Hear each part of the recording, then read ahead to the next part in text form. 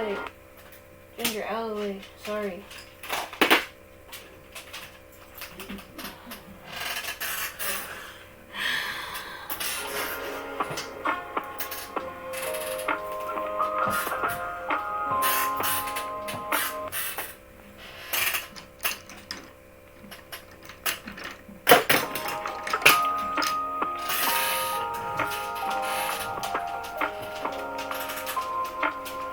Ginger! No! Go lay down over there. Thank you. Go lay down. Go lay down.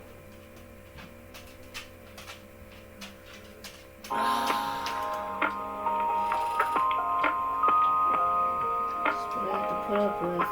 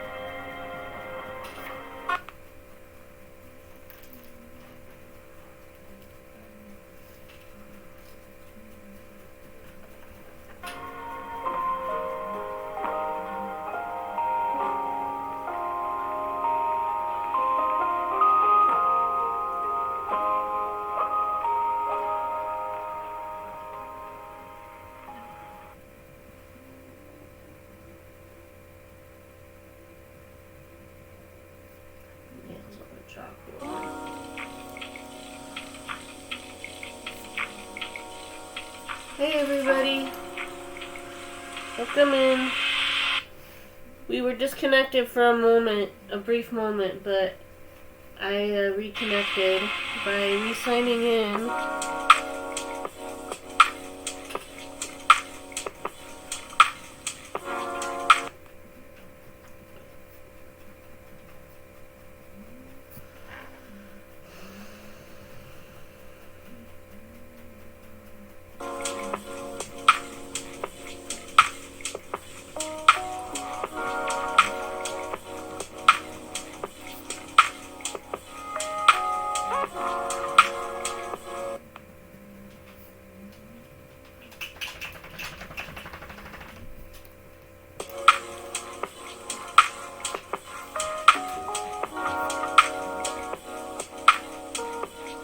If you guys can hear me, please let me know, because I just adjusted the noise gates again to make sure that the buzzing isn't a problem anymore.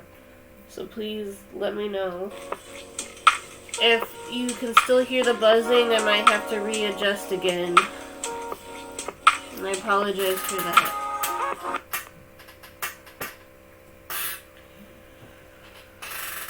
Also, kind of consider this an update stream on the status of my YouTube and my Instagram and my Discord. I can't really interact right now on either site on mobile. If I want to interact, I have to be by a computer, and it's strongly against school policy to use it for other than the computers for other than school use. So I think if I try to post to Twitter or Instagram at school, I might get reprimanded. So I don't even know how to upload on Instagram on desktop anyway. So didn't know you could do anything like that.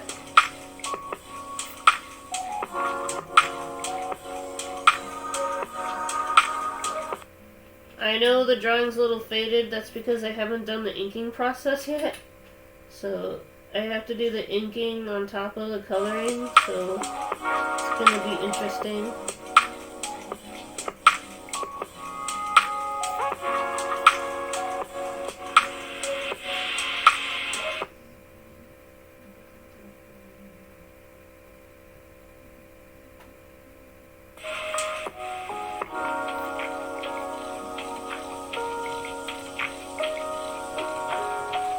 And due to my low mobile data, the music's gonna cut in and out. I apologize for that. I don't expect a huge turnout considering I can't really spread the word like I usually do.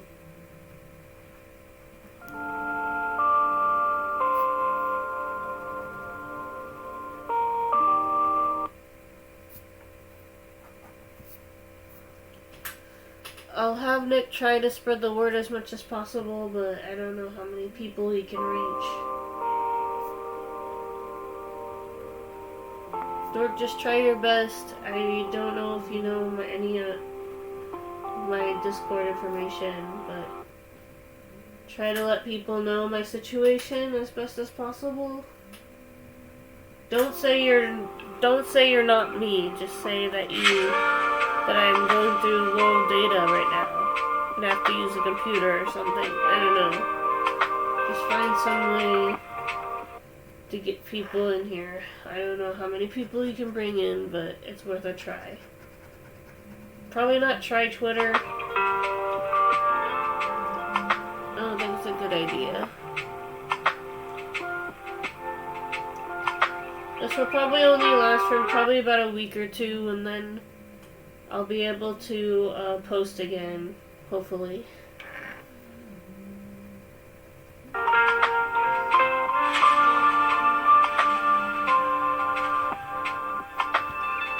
As for my Tumblr, I've been trying for months to try to upload to it. And every time it says it can't connect to Tumblr or something like that, which means my account either got banned or disabled by the site. So I might have to start a new blog. Which is a shame. All that artwork and stuff I've uploaded over the years on Tumblr just gone. Well, not gone. I just can't upload to it for some reason. I don't know. Maybe I should try to ask for help from the actual people that run the site rather than be rash and create a new blog.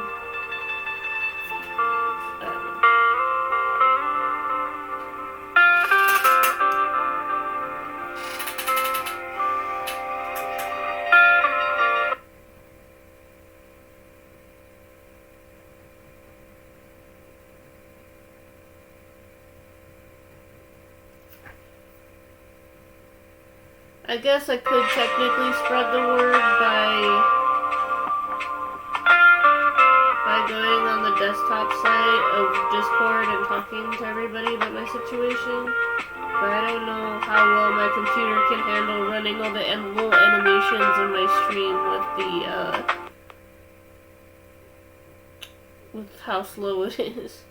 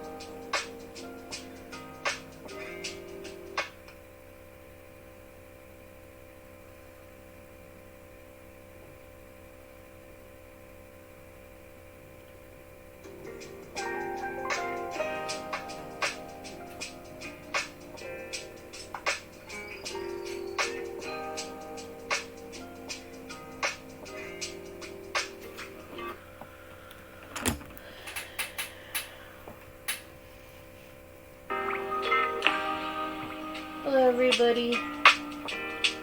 Thank you for the follow. Sorry.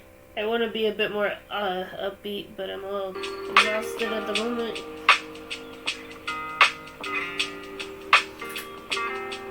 Hope everybody's doing well. I'm dealing with a low data problem. I can't be on Twitter or Instagram or Discord at the moment. It's just a big empty loading screen. It sucks. Because I want to tell people what's going on, but I can't. It's alright though. I can still go live on the computer and connect to you guys that way.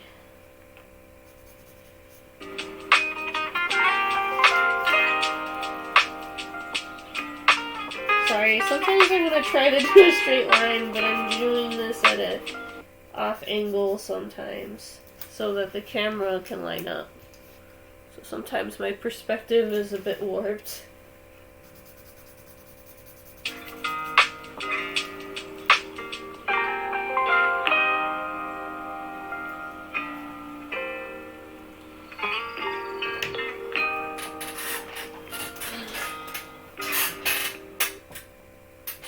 Now, normally my process is I do the inking, I post the whip on Twitter or Instagram, and then I color it on stream, but since this is the pencil sketch, I have to do everything all at once today for this drawing. But I think it's going to be worth it at the end. I really like how this looks so far.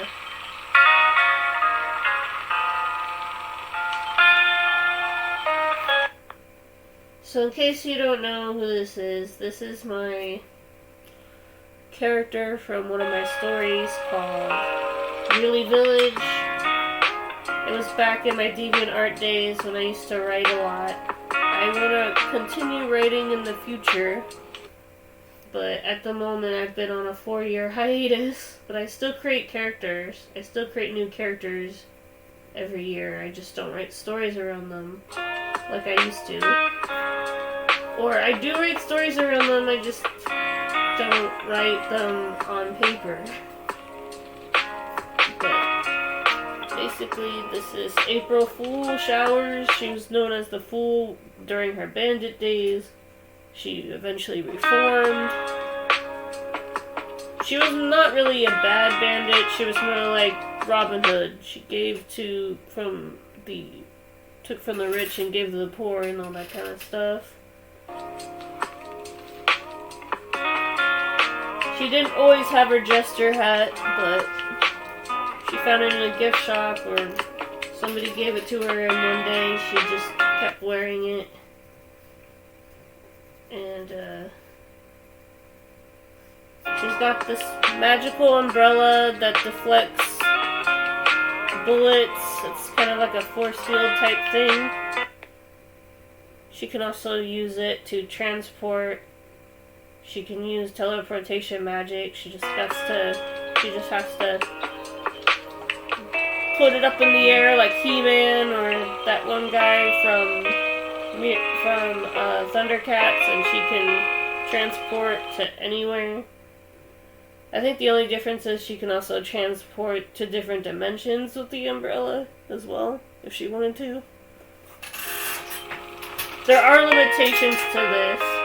The farther distance she goes, the more sick she feels. She gets a little bit of vertigo, so that's why she only likes to use it for a short distance. So, you gotta add a little give and take when creating characters. Like, she can do this, but it makes her sick, you know? Or she can do rain and water magic, but if she tries to do fire magic, she gets burns on her skin, because she's a water user primarily. Something like that.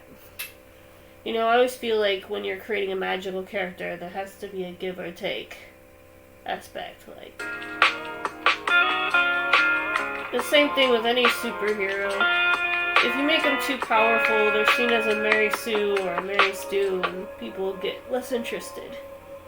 So I try to have a give or take.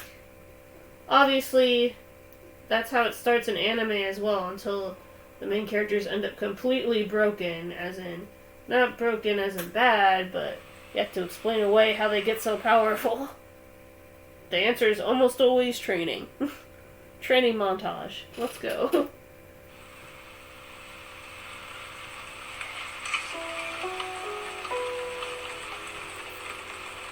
So, I don't always do like the raindrops in the sketch, because sometimes I feel like I can add details in the coloring itself. Like this kind of stuff, like moss or raindrops, I tend to add in the actually coloring process. Some people are really good at doing rain effects in pencil. And for those people who are good at it, you gotta teach me. But I either edit it in using PixArt or Photoshop, or I meticulously do the drops as I go and do the coloring. Since we're kind of doing all three things today, the inking and the coloring and the shading, usually I just worry about the coloring and the shading. We kind of have to go, I'm gonna try to go slow, but I got school today, so my school technically starts at 1, I have my Photoshop class at 1, and then I have a 2 to 3 hour gap break where I can check on my notifications and talk to you guys on Discord. And then I can eat my lunch and do my homework, and then at 6 o'clock to 9 p.m. my time, which is the West Coast, it's 4 a.m. or 5 a.m. right now, I go to my drawing class, and then I get home by 11 or midnight if I'm lucky. Sometimes it's hard to eat out around midnight, because there's hardly anything open around that time unless it's like a 24-hour diner. I love going to diners. I don't know what it is about it. Diner food is obviously my best. The best for me. I don't know. I guess it's a stereotypical artist response of liking to go to diners and pull out my sketchbook and work while I'm eating some pancakes or eating a piece of pie. I don't know, I just find it kind of common. And especially since I order the same thing, they pretty much remember my order right off the bat if I go there often enough. They're like, let me guess. a ham and egg sandwich with mocha coffee. And I'm like, yep, you got it.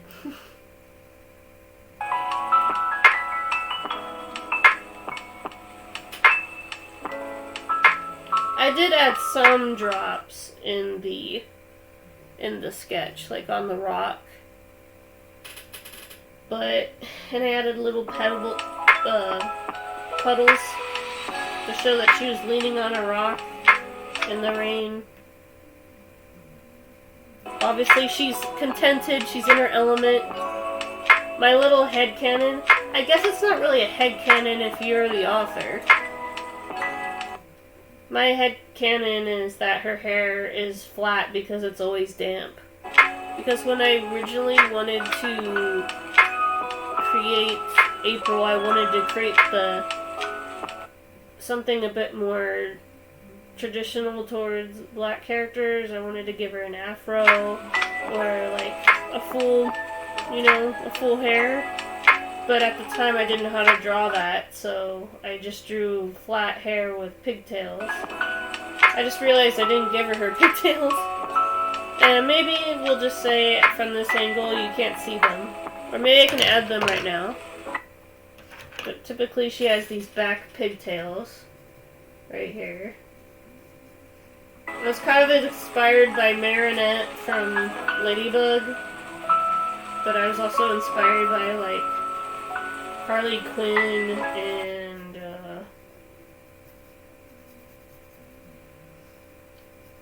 a little bit of Static, believe it or not. Virgil Hawkins when creating her. I was also inspired by Velma and stuff, so only I don't think she's gonna say Jinkies if she loses her glasses. Pretty sure she won't.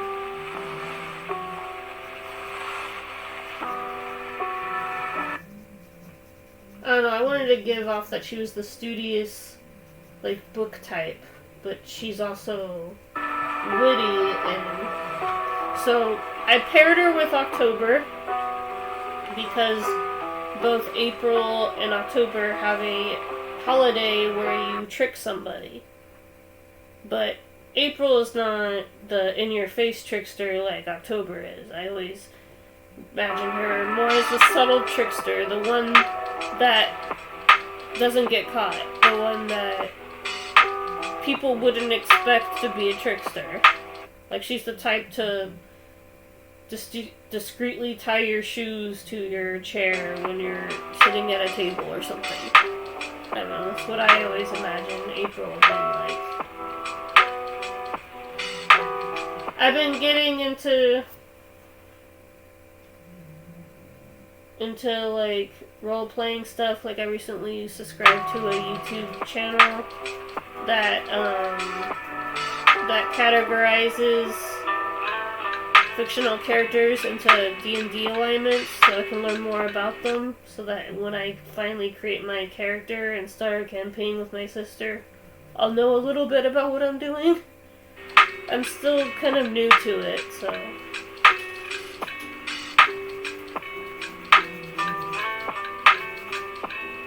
of course I asked her a few questions when I was at her house a couple of days ago.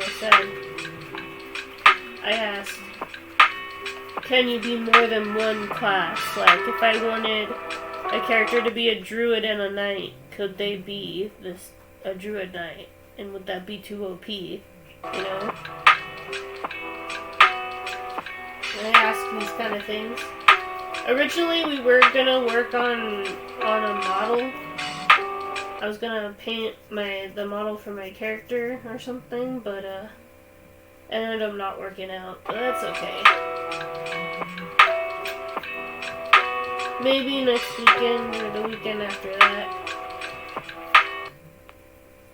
Either way, I'm gonna get a painted model, and maybe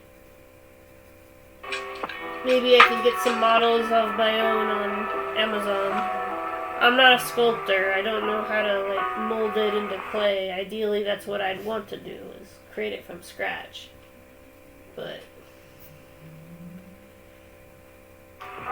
good news is I started on my first terrarium, So now that I know what to do, I'll be better prepared to do a mini terrarium on stream. I got another plant. It's a bit bigger, so I can't.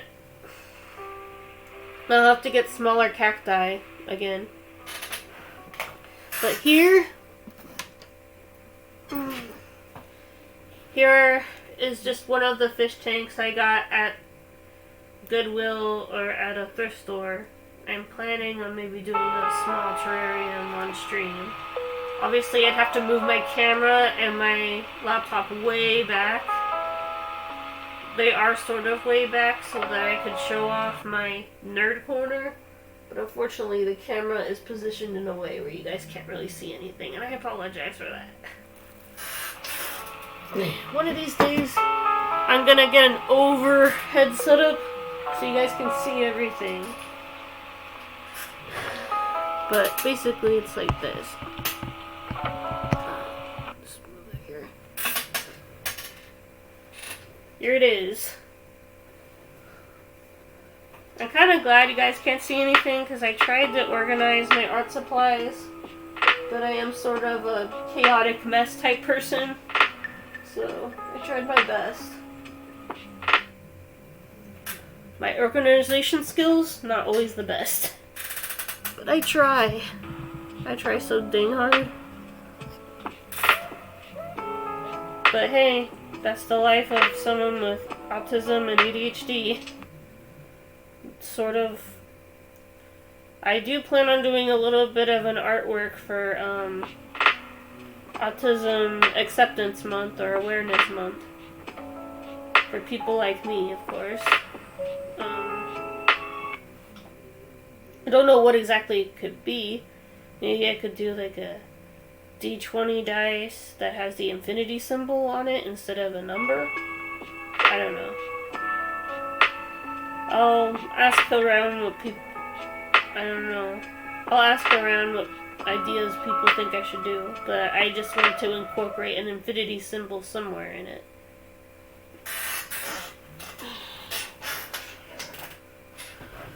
Hope you guys have been doing well. I apologize for not checking my notifications. I'm going through low data at the moment. I can't check even if I wanted to. It's just torture there, seeing all those notifications pile up in the app and not being able to look at them. Hopefully my data will reset soon, so I can talk to you guys again. It's weird. I don't comment a lot on Twitter, but I do tag people in art shares to show my support. I'm not really the type to express my gratitude with words. I'm more the type to give you a gift basket full of baked goods. I'm that kind of indirect with my feelings sometimes. Like, if I like somebody, I give them a nickname,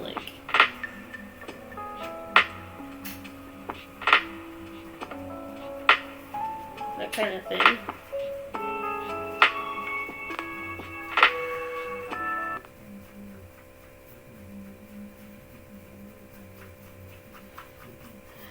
And just want to say, for the people who have been sticking around and have been patient while I've been stuck like this, thank you. I know the last picture I posted on Twitter was, everybody keeps saying they like the Moon Knight sketch, which is good. It was my first time drawing him, so I know the shoulders were a little clunky. I fixed it while I was sitting at the diner, or more of a sports bar by my school. I go there sometimes. I never really, I've ordered a glass of wine a couple of times, but for the most part I usually just order Mountain Dew. And then I pull my drawing materials out and I sketch while eating lunch, and then I head back to school in time for my drawing class. Last week, or on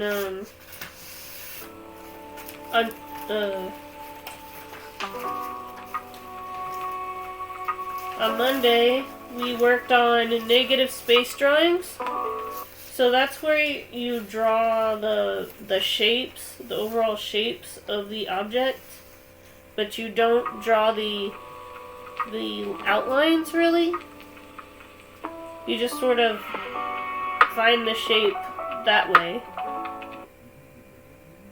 Honestly though, I think I like negative space drawings a lot better than contour drawing. That was hell for me. Was trying to do a continuous line without picking up my pen. Because I'm a sketchy artist. But I liked this. I actually might color this one. I don't know. I think the whole idea is that it's supposed to be the shape. You're not supposed to color it. So I guess I could color the background. I don't know. For me, I like to do color art. I know some people like line art, which is why I put both in my slideshow.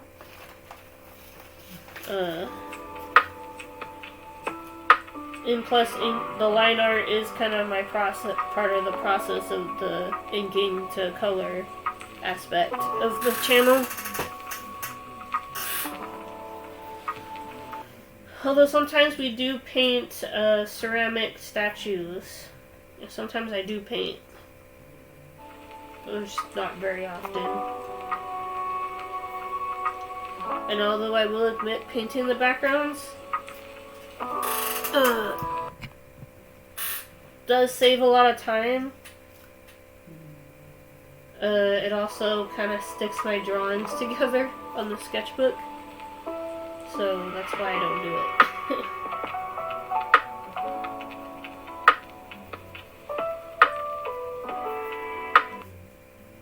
I do have some little canvases I plan on using in the future, though. We also play games on here. I mostly do party games and online games like Rocket League and Splitgate, but or we do Jackbox, or sometimes I do story games like I did Kina and the Bridge of Spirits last week. And I wanted to do Fable, but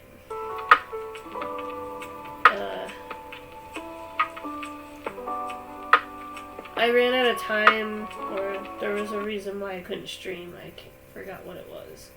Oh yeah, I went to my sister's house. And I didn't expect to stay the night. I did.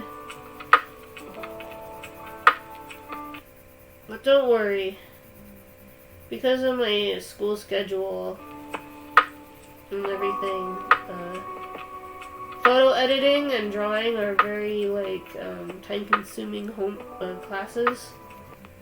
So I'm gonna try to maintain my 3-day streaming schedule, but there might be a possibility that I might miss some streams, and I apologize for that.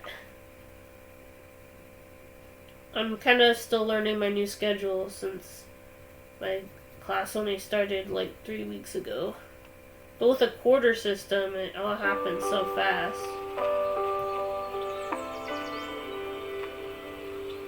You know?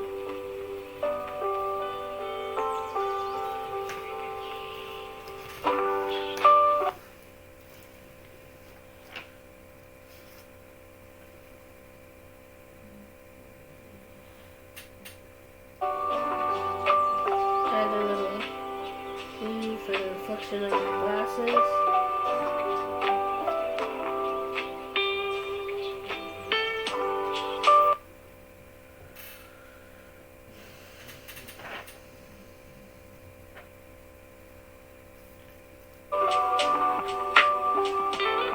And then I might add some gray because green is more clear than it is blue, really. I just do blue in cartoons because it's easier for people to see.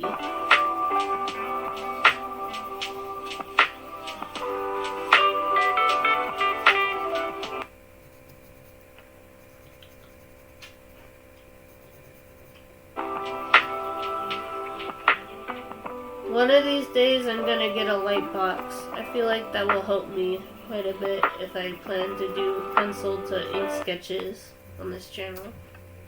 Plus, light boxes are good for 2D animation, and it'd be cool to do a 2D animation like a flip book on this channel.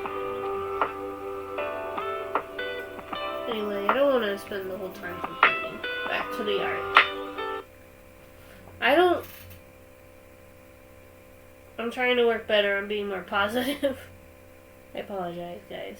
Sorry about that.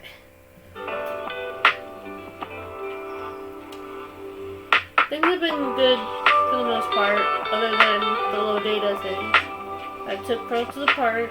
I actually enjoy my art class quite a bit, even if I live like almost 2 hours away from my school. I have to take. That's why I have to like stay up or get up early so I can get ready in time.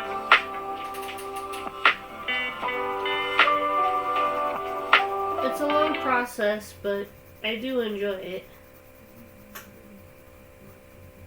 So now that I've started to get a bit more buzz on both my channels, I might try to reactivate the multi-stream thing.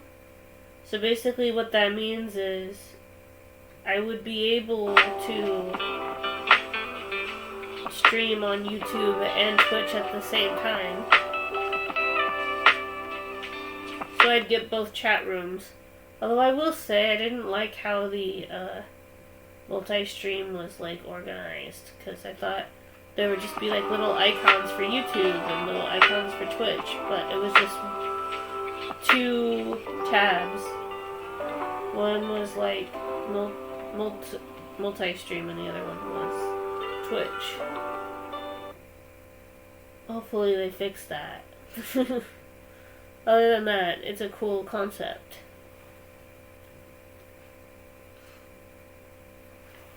And I would select Facebook, but Facebook, for some reason, when I made the Facebook gaming thing, it didn't link to the Facebook gaming page. It linked to my personal Facebook. And I'm sure a lot of my friends would like to watch me stream. A part of me is like, would they like the art though? Because I do have a few like art and gaming friends on Facebook, but I'm not. Well, here's the thing. Also, there is no Facebook Creative yet. You know? That's just something that they should figure out. Because art streamers do exist. I know that in the streaming market, the gaming streamers kind of dominate. But there are so many other subgenres that they really need to tap into. Like Facebook music. Like, how cool it would be to see music streamers on Facebook. Or art Facebook. You know what I mean? I don't know, something to consider. Thank you all for the follows. Thank you so much.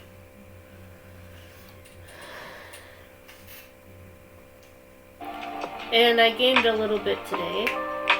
I've been trying to stay away from online gaming because sometimes I tend to spend money in the stores. I love gaming. I love playing Rocket League. I even enjoy Fortnite a little bit, even though I can acknowledge some of it's a little dumb. You know? But I still like it either way. I like doing silly emotes with my friends, and I will admit sometimes when I'm bored, I try to play the best I can most days, but sometimes when I'm bored, I sometimes play bad on purpose. I don't know if we've all been there or not.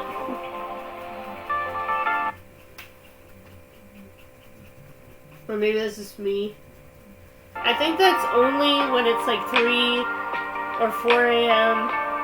and I've already been playing the game for hours. At this point, my hands are like noodles. You know what I mean? Like, I decided like the other day, to not bring my glasses down when I went to try to play Rocket League. This one dude was trolling me immensely. Most of the time I can ignore the trashy comments, but sometimes it gets to your head, you know? I just gotta remind myself that I'm playing for fun, I'm not playing for RLCS, you know? I remind myself, I'm a pretty decent player in Rocket League, it's just, sometimes people are better, you know what I mean?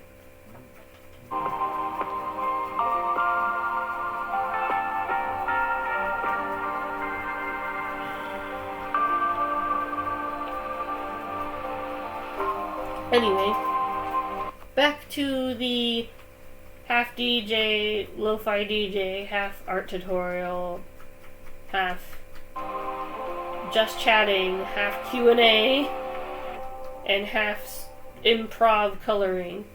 I know, these streams are so subgenred. It's awesome.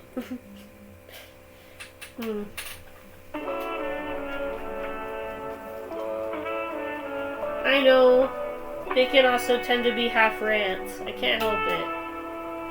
Sometimes I don't get to talk as much as I'd like to at home. It's not that they don't encourage me to speak my mind, it's that sometimes it feels like I can't really be myself with my family, and that's bad. But it's fine.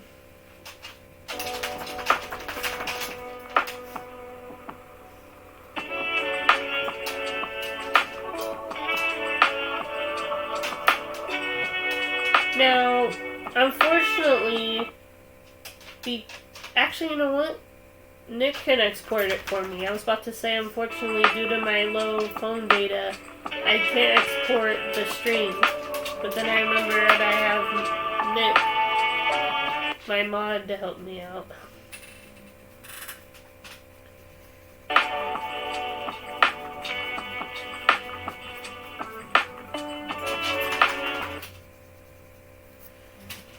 Oh, and the songs I've been making, don't worry. I have more songs that I made. I was trying to upload one the other day, but for some reason it was not uploading immediately. It was gonna be called Covert Tango, and it was gonna be kind of like a romantic allegory for people dancing around their feelings. As like a covert spy type beat, but in the background there's like this dancey tango beat. I don't know, my mind was in a very flip-floppy place when I wrote it, so that's why it's like that. I tend to like to mix genres when I create my electronic music. Like I did for Roller Chase, where I did chase music with a roller skate type song. You know? And then for the Legacy of Fire, I'm Irish and Scottish descended. I mean, Kira Mackenzie. I'm literally related to Highland warriors. So, obviously the Legacy of Fire is very like fantasy / like Irish sounding in the beginning, and then it becomes kind of this.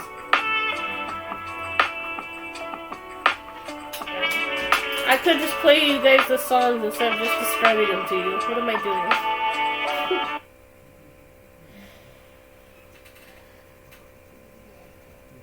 Obviously, the Legacy of Fire is the one I chose for my new Starting Soon screen.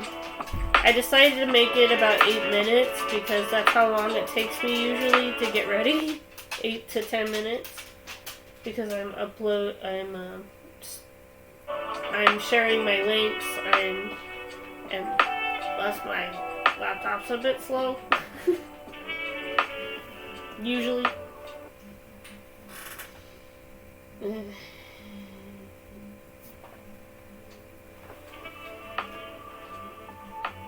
Okay, so for game night,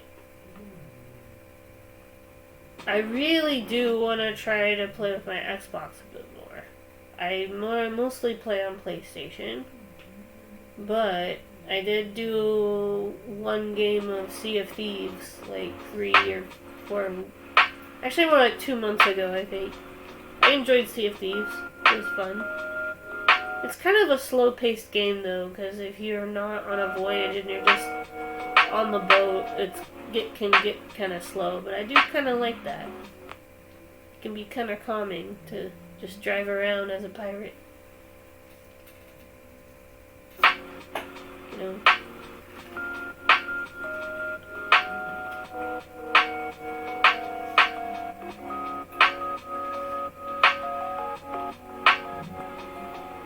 Obviously, I grew up with Pirates of the Caribbean franchise. I actually like all the movies. Some people either like the first 3. Most people just like the first 3 and they hate the last 2. But honestly, I actually kind of like Stranger Tides and Dead Man Tell No Tales. Although I will admit, the story writing's a bit weaker. That's because one of the writers did not return. And studio interference, probably. But I don't think people realize how little control the writers or the directors sometimes have with a movie sometimes when it comes to studios. Like sometimes the studios are cool, they give you complete creative control. Other times they can be quite the manipulation master, you know what I mean?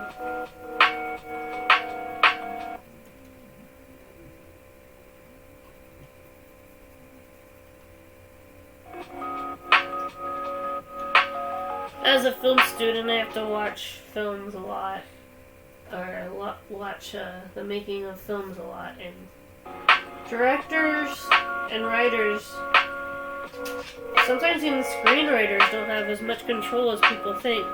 People think, oh, this film's so bad, why is it so bad? You know? And then studio interference, rewrites and reshoots. Sometimes the studio thinks they know better than the directors and writers. It's kind of sad. You would think that movies, being a creative outlet, that they let people be creative, but sometimes that's not the case. But thankfully, sometimes people get creative freedom and good things come of it, like Arcane. Like, the studio mostly left them alone for the most part. Netflix left those small studio alone, and they were able to create something amazing. You know what I mean?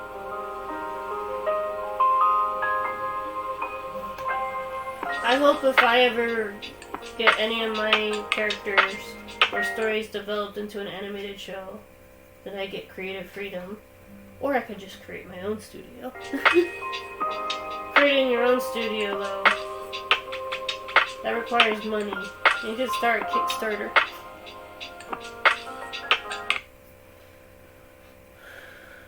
Who knows?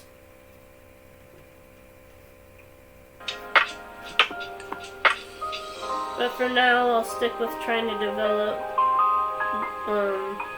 self-published novels and comics at the moment. Just focus on one thing. I know Color Palette issue 3 has been delayed by like 3 years, but hey, the pandemic and also writer's block. Not really writer's block, more like art block, you know? When it comes to developing a manga, especially a manga that you publish yourself, you have to think about composition, where are the characters standing, why are they fighting, who are they fighting, and what are the stakes, you know? These kind of things. I've created entire charts on this in my notebooks when I was like 13.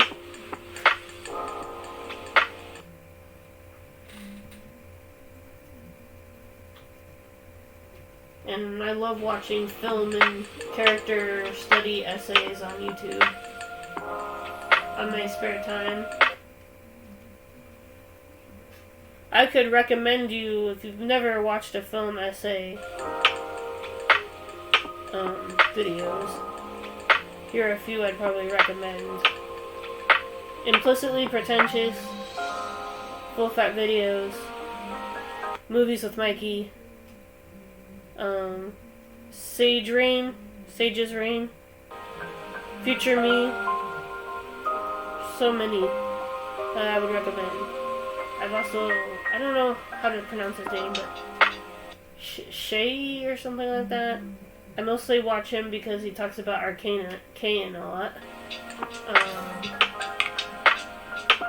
There's also, I don't know if Super Carlo Brothers is technically a film essay channel as much as they are a film analysis channel. But they did start creating their own podcast or pod show recently. I think they created a separate channel for that, though. And if I had the resources, like if I had the editing software and a computer that did not take 30 minutes to load something, I would definitely start a film essay channel, separate from my main channel, of course, 'cause, I don't know. Everybody keeps saying I need to separate everything, but I think I would just put it in the same channel, to be honest with you. Just like if I start making shorts, they'd be in the same channel as my main channel. You know? I could create a whole, like, rap sheet over how many, like, things that I could create. I could create a skate channel for all my skate videos in the future. They probably won't be very good since I don't know any tricks yet, but it would be mostly just me cruising downtown. So, just skating around with holding my camera.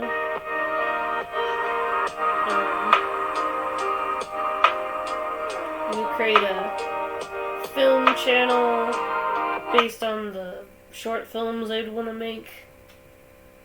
There'd be so many channels.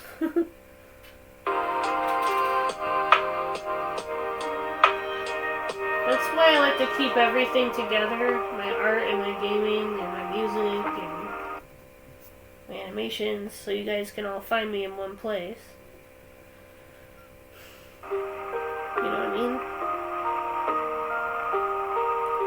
In the future, I hope to do music streams, but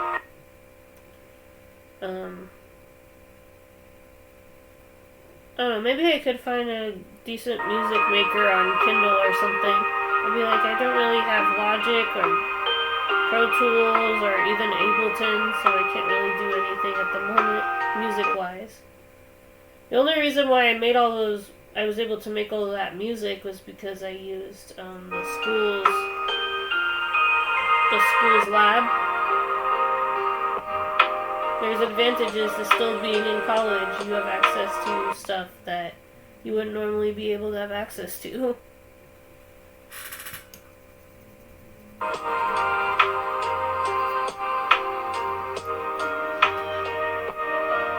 My music teacher did like how I made music. I was able to do different genres, so maybe I can cut a deal with him and still work on music, even if I'm not technically enrolled in this quarter's version of electronic music too.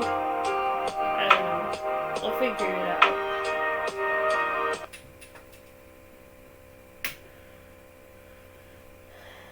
I know. We're still adding raindrops to her. I'm going to make sure I'm talking to you guys while I'm also doing this. And to show you guys the process, of course. This is my process, but I'm sure everybody has their own way of doing raindrops.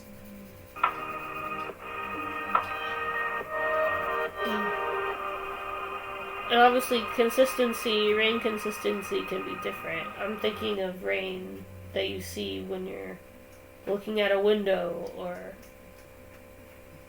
when it's like pouring so hard that the drops keep coming, you know?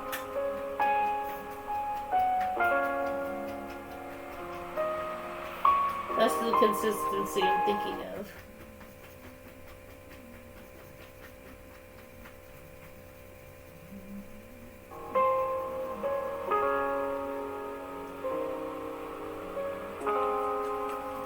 And obviously, visually, all the drops, it looks kind of nice, you know?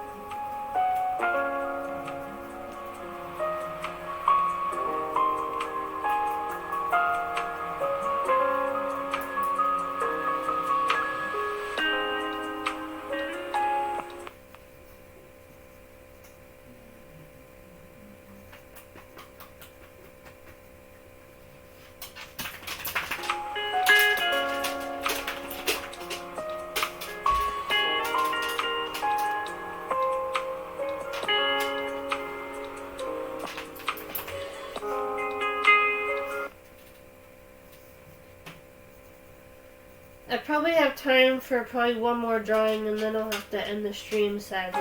Normally I try to do at least 3, but I gotta start getting ready and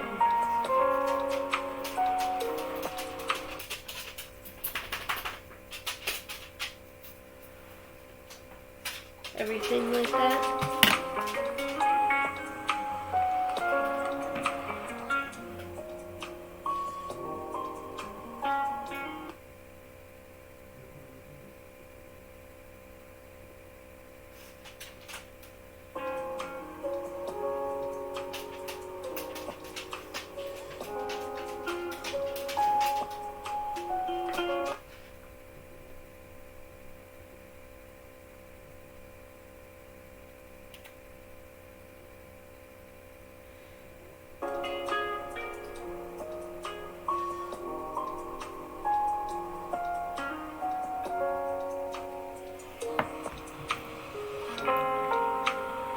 Alright, so obviously I was also inspired by anime when I created these characters, so a lot of anime has funky colored hair, and April is no different. Of course, the in-universe explanation is she dyes her hair. Originally it was gonna be, you know, all natural, but I decided that she likes to dye her hair. And the only reason why the dye doesn't come out when it's wet is because she seals it with her magic or something like that.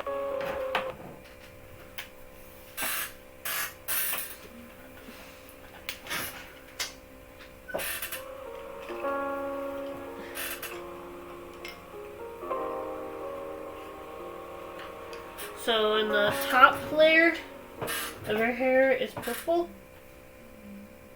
And then the bottom layer is like a dark blue, almost purple, but not quite.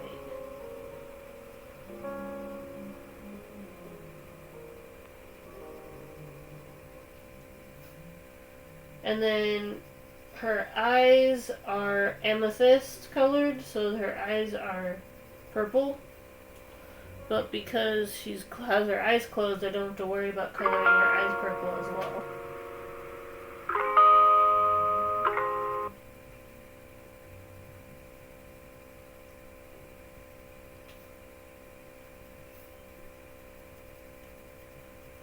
And then maybe in the future I'll have her have like a jack-o'-lantern keychain or something on her clothing to imply her crush on October, but at the moment she doesn't really have anything to show that. Maybe that's why she's so happy. Maybe she's thinking about him.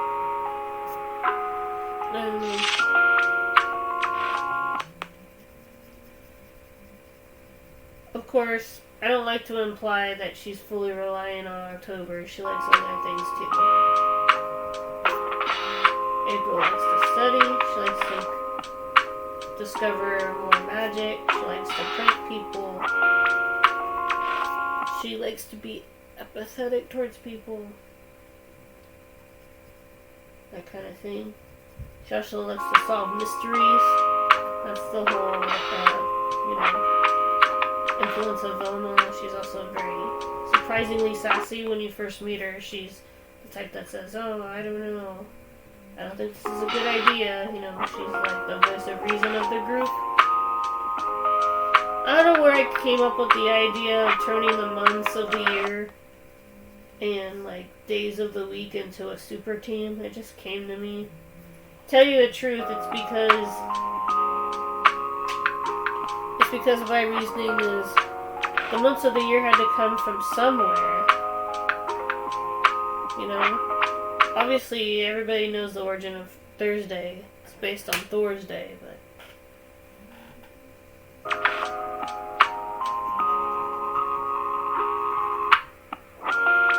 my version of Wednesday will be different than Wednesday Addams, that's for sure. My version of Wednesday is a guide to differentiate between Wednesday Addams and the Addams family. I don't know, maybe I could still make him goth, it's just a different kind of goth, I don't know.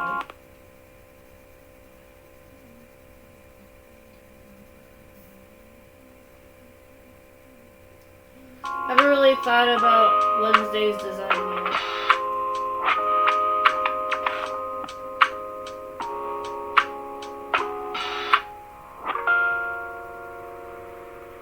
And then with August, I always imply that she kind of has thinly cladded clothes because in the summer gate, it's super duper hot, and some people don't wear clothes at all, but I'm not going to draw that if I draw a manga version of Yearly Village, obviously.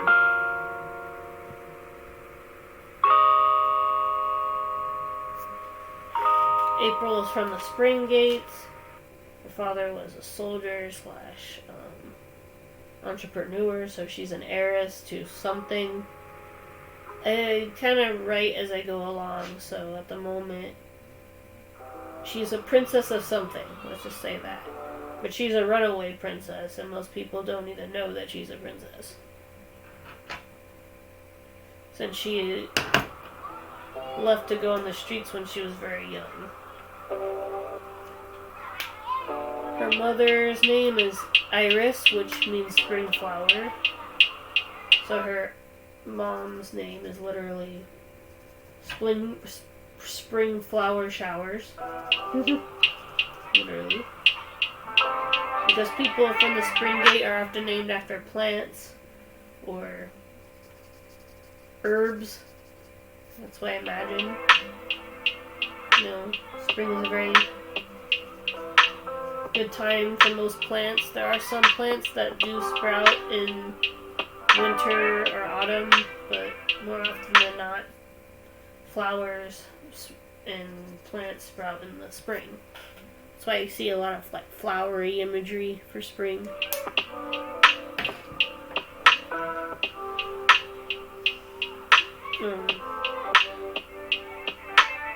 And then of course, you have the days of the week, and then you also have the team of the seasons.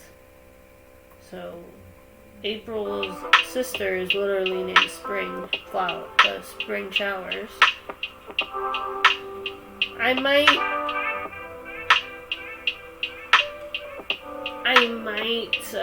give her a different name because spring is a little on the nose to me. I do like the name of October's brother though, which is Autumn Hollow. Obviously I'm not going to call him Fall Hollow.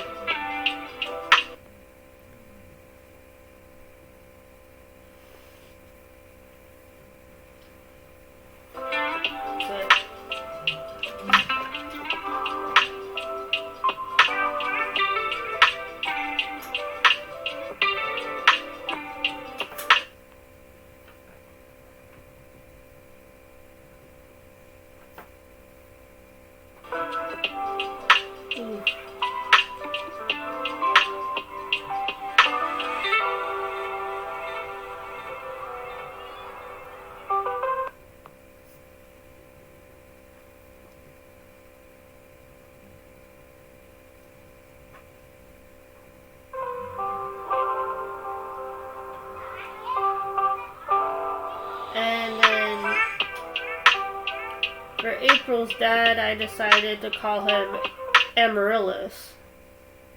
The backstory behind Amaryllis is I just thought, when it comes to plant names, that sounds like a name that a guy wouldn't mind having. Plus, Amaryllis is one of my favorite flowers. And it's also the name of a Shinedown song that I really like. So there's the background for that. I would sing some of the lyrics to Amaryllis by Shinedown, but Shinedown is this heavy metal band that I like to listen to. But Amaryllis is actually one of their more ballady songs. I don't know. The guitar part hits kind of heavy. I guess as long as I put it over the lo-fi, I guess it would technically be a new version. So maybe just a few lines, okay? I don't want to turn this into a karaoke stream. In a while now, I would feel better. I'll taste the weather of violin. In a while now. So do I remind you of someone you never met, lonely silhouette. And you remind you of someone you wanna be, so far out of reach. Oh, won't you open up for me, 'cause I wanna know you, Amaryllis. So that's the song I based April's dad on. I obviously am phrasing here. I think I got at least one line wrong, but obviously I'm not Brent Smith. Brent Smith, the lead singer of Shinedown, please look up his voice, is amazing. Anyway, moving on.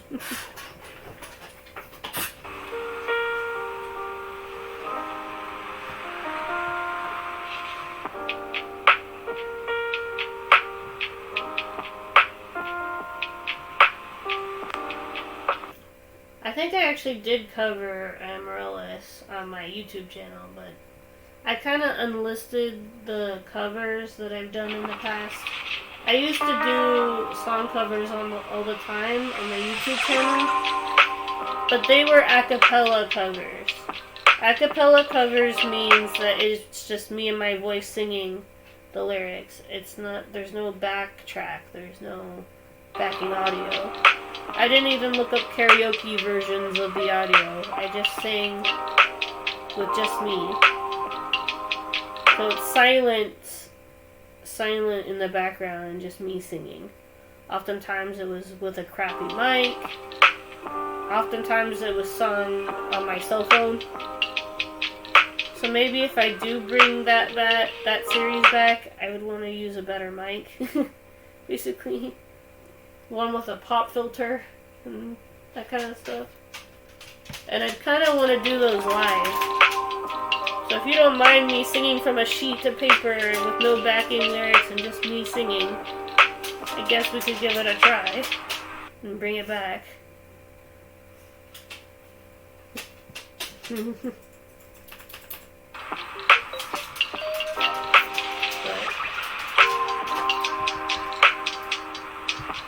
Obviously, I'd put a song request command. So if you wanted to hear me cover a song, that's how I would do it. Please no boy bands though, or gangster rap. I am a decent rapper if the pace is like medium. If it's too fast, obviously, if it's like the tail end of Rap God, I'm not going to be able to do that. I'm not Eminem. I can do Lose Yourself a little bit, but I think the way I would do it is I'd have the sheet out, right? I'd have the sheet of lyrics out. I'd have the mic with a pop filter. And then I'd have the song playing on my headphones. So I can gauge what the singer sounds like. But I'd have the volume on the song low so I could still hear what I sound like. Because when you have headphones on, you can't always hear what you sound like. That's why sometimes when you go live and the singer doesn't quite sound like they usually do when they sing that song on the record, it's because they're wearing earplugs so they don't blow their ears out. You know? And they're running around, moving around on stage. That can take a lot more breath control than it would to just sit in the studio. That's why how I would do it, since I like getting up and moving anyway, is I'd like to have like a mic clipped onto me while I'm on the studio and just sing while moving around. That way, if I move around on stage, it's like that's how it sounded when I was recording. You know?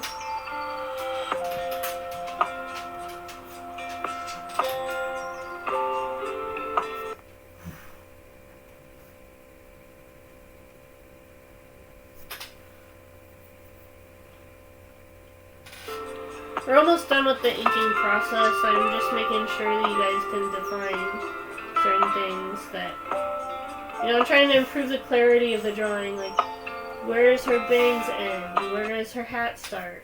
These kind of things. It helps me map out where I need to be when I'm drawing or coloring. Where does the teardrop on her arm end? Where does it begin?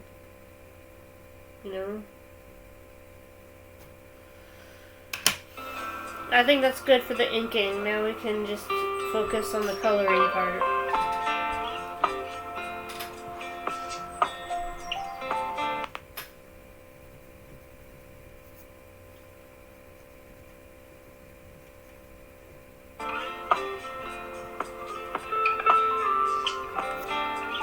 Every hero has their little logo, and for April Showers, it's a single little raindrop on her little hoodie here. I know it's not the most interesting of logos, but sometimes, when you're designing a character, it's all about simplicity sometimes. Normally I'd add a little reflection dot, so you guys know the difference between the raindrop on her shirt and the raindrop. But right now I'll just add a little black outline so you guys can tell the difference between the little raindrops and the raindrop on her shirt. It'll also become a bit more clear as I color it in. So obviously, she lives in the Spring Gate and they like to wear spring colors, so spring colors are traditionally green and purple, and sometimes pink. So she wears green and purple.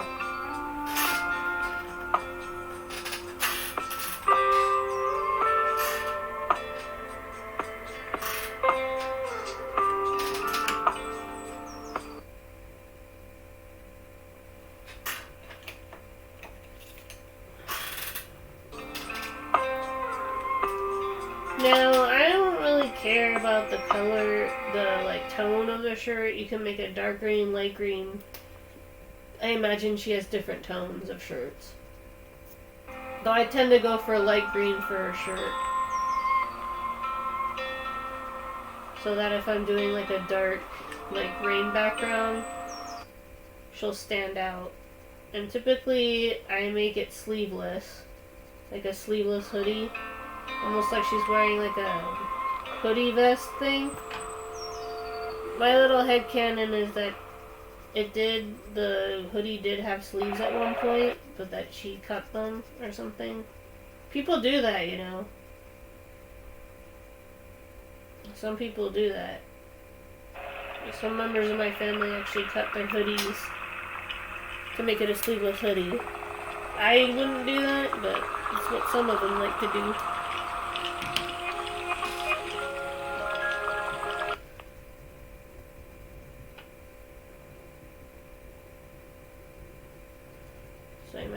she wears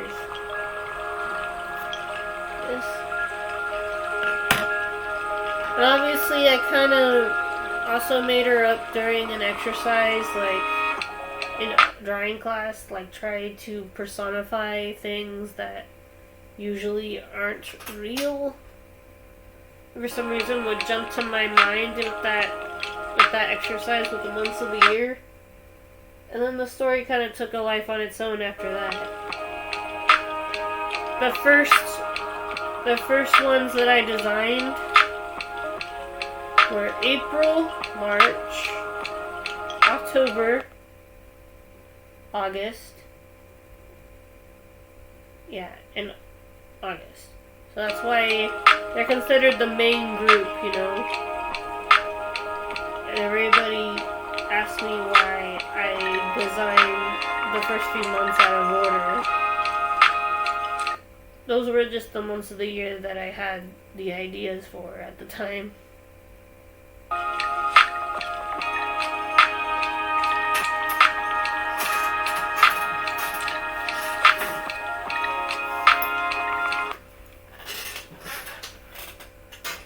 Not much has changed in April's design since the first sketch. I know typically people like to draw sketch after sketch of a character, but for me I usually get it the first try, at least when it comes to like their face and what they wear on the top.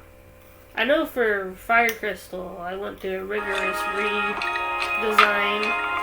I keep redesigning Fire Crystal's outfit. First it was more of a sports jacket, kind of inspired by Naruto and Sakura at the same time, where it's like black and pink. And then I started creating like a armor version of her, and then I also created a princessy version when she's forced to be Princess Fire Crystal.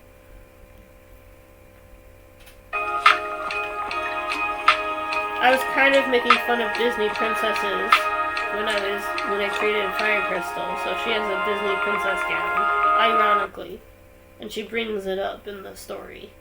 Like, isn't this a little Disney princessy? You know, this isn't me, is what I would probably write.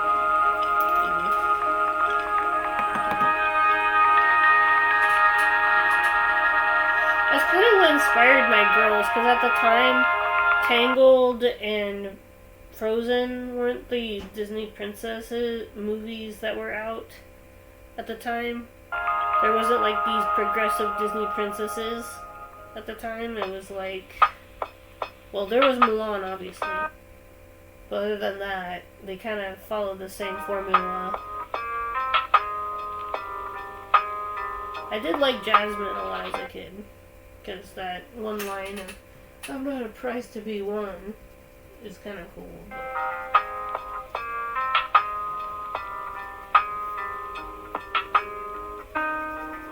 But you know, the Tough Girls kind of came from my love of female superheroes like Wonder Woman. But it was also came from the idea of, hey, what if the Disney princesses had a more accurate, active role in their stories, and they weren't just love interest for the main guy, the main princess guy, you know? Obviously, you know, romance was not the main focus of Mulan. She just happened to have won Shang from, you know, saving his life.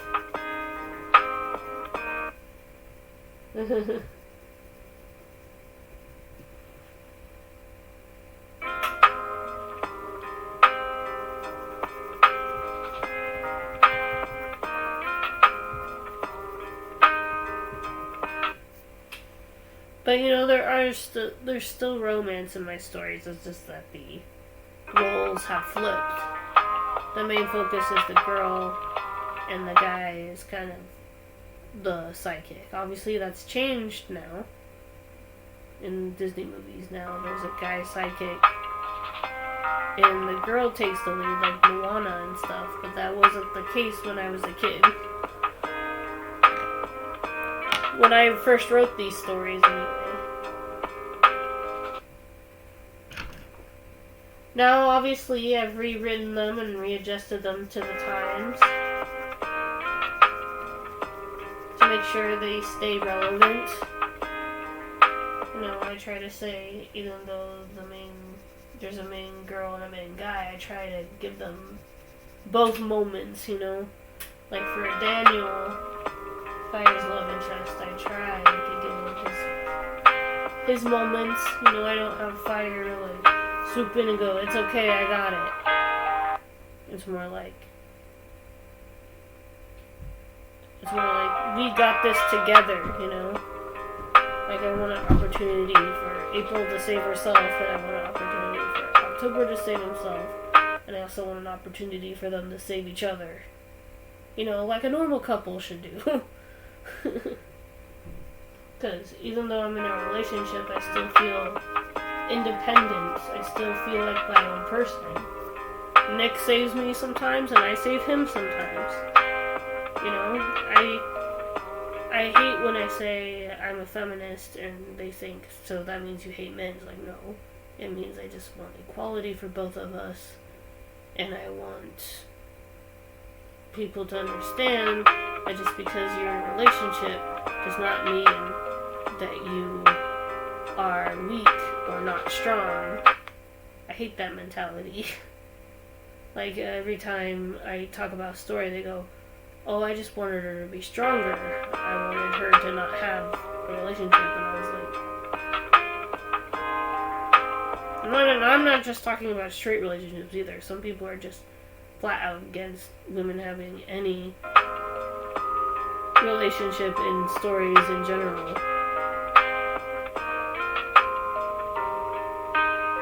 Like nowadays. I get that romance as a subplot has become a cliche, but I don't know. I guess I'm a hopeless romantic at heart. I like romance. I like same-sex romance. I like a romantic romance where it's not really romance because they don't feel, you know, like you could have a romantics. They don't really feel romance in the traditional sense. I have done my research on this to make sure that if I write a aromantic character, I write them genuinely. I look stuff up. And researching this stuff has made me realize that I'm ace or demisexual. Meaning that sometimes I feel attraction and sometimes I don't. And,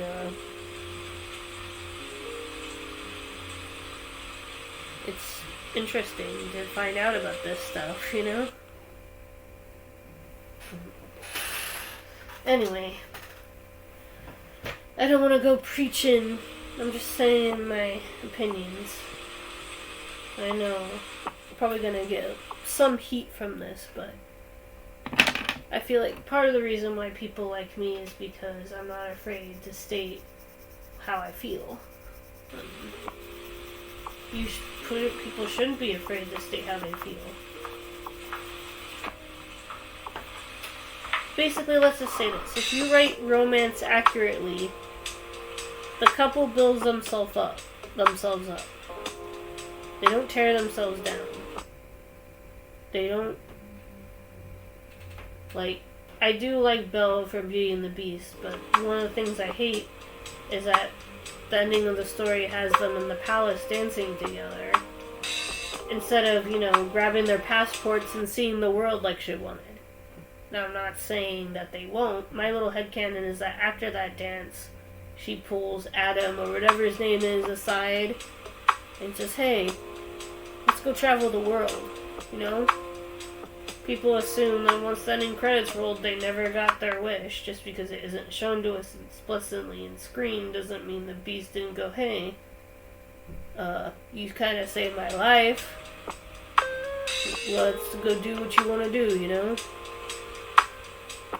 I like how this kind of becomes a plot point in Once Upon a Time. Once Upon a Time is considered, like, an alternate Disney timeline, kind of like Descendants, you know, but, I like how Belle, like Rumpelstiltskin, he's kind of a complicated villain. He's awesomely written for the first 4 seasons, in my opinion.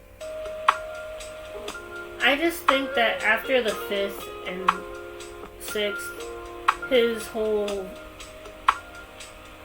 I don't know, I just think that after the 3rd season, him kind of flip-flopping between whether or not he wants to be good or bad got kind of old. But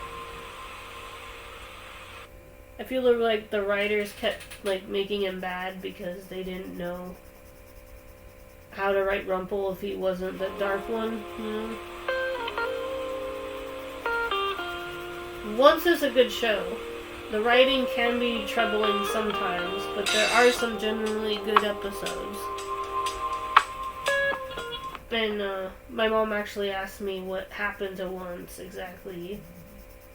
Like, I said, well, they moved from Vancouver, Canada to LA, and so they lost half their staff, you know? And that's why I think some of the writers couldn't reprise their roles. And why the writing kind of suffered towards the last 3 seasons. I liked the last season, though. I like the fact that now that Emma's story ended, they moved on to Henry's story. And they kind of also cleared up the confusion between Snow White being married to Prince Charming when Prince Charming was also the name of Cinderella's love interest in the animated Cinderella by making him Prince Henry, which is the actual name of Prince Charming in the animated thing. And when I realized what they did, I was like, oh my god. I get it. Because he ends up, like, spoilers for a show that ended 4 or 5 years ago. He ended up marrying a alternate version Cinderella than the one that was introduced in the first season. Which is kind of cool. You know, both can coexist. They're both Cinderella. There have been multiple versions of Cinderella, so it makes sense. You know?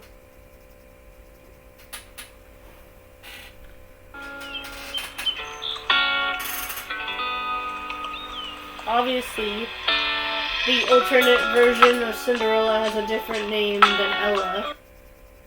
Her name was kind of more, she was like a black Cinderella, so her name was very foreign sounding. I think it was like, I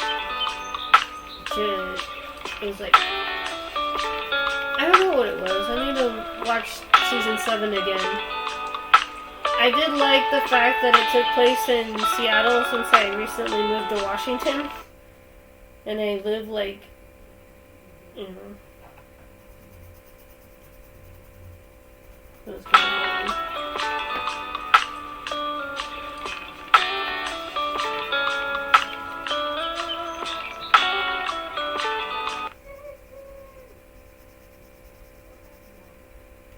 Please don't yell.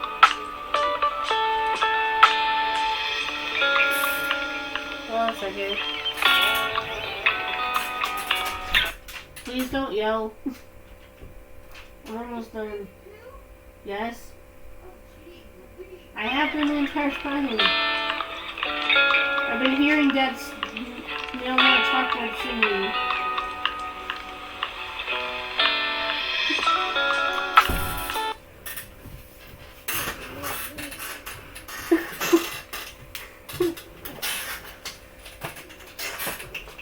Okay.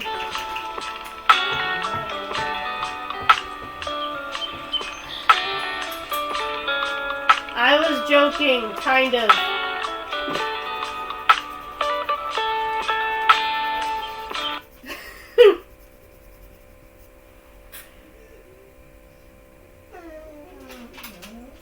Don't worry, I'm almost done with this coloring, hopefully.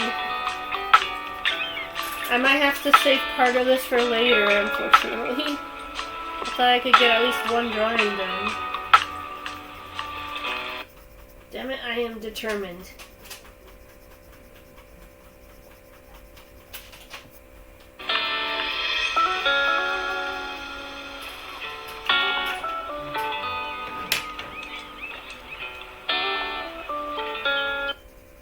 So the wash of her jean shorts, I normally try to make a darker blue so that I can differentiate between the rain and her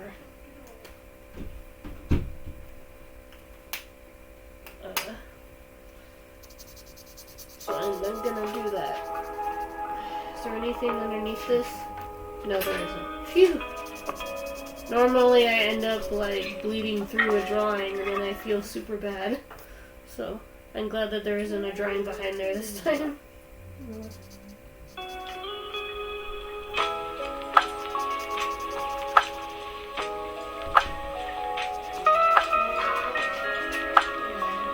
Don't worry, Pearl, I'm almost done, okay? Okay.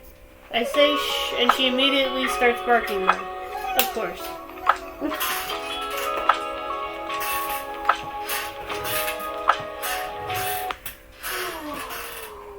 Pearl, it's okay. You're okay. Hi, Pearl. Hi. Hi, Pearl. Hi. Girl. Sorry about her, guys. She just needs to go.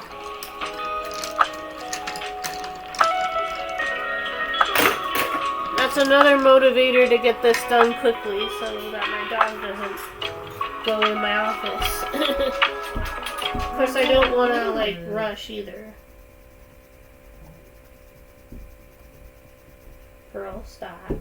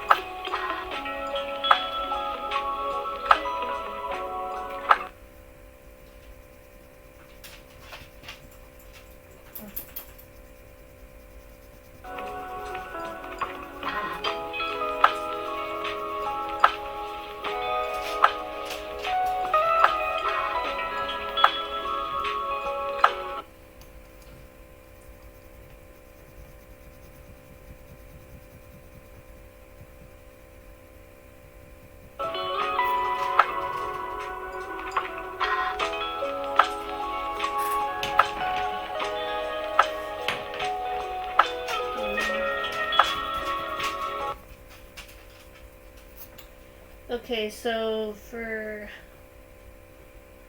I don't have the exact colors of her design today, I guess. Usually I have a darker purple for a hoodie. Like I said, her colors are bright, but they're more like medium tones, so that when I draw her in rain, it doesn't like get lost with the raindrops and stuff.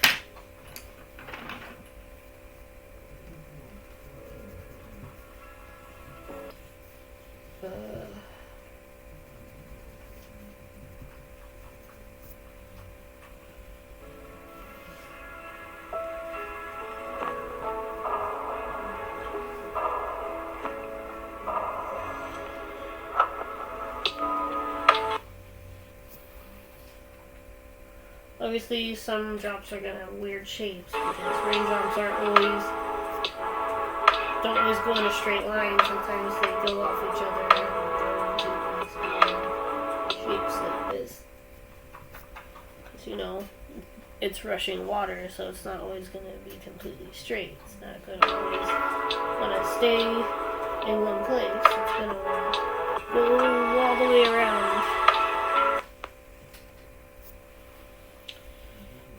And it's one of the first things we learned how to do in animation class was how to do stuff like a bouncing ball or dripping air.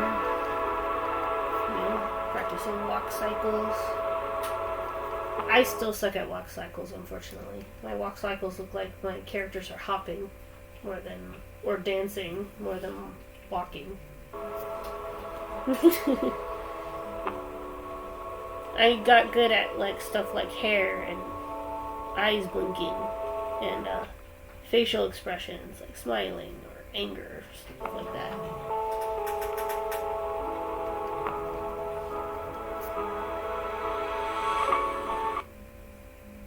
So if people want a blinking animation, I can do that. But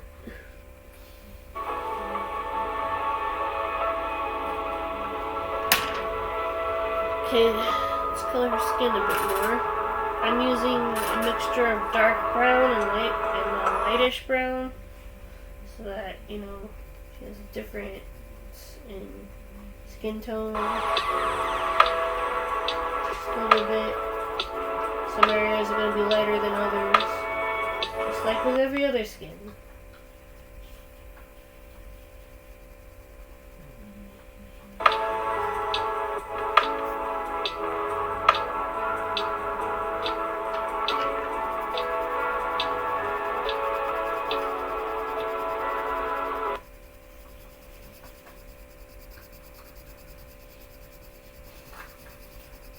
But I want to make sure I'm not lightening her up too much, because there's a common practice in media to make people believe that women of color look better when their skin is lighter, and I want to try to not do that for my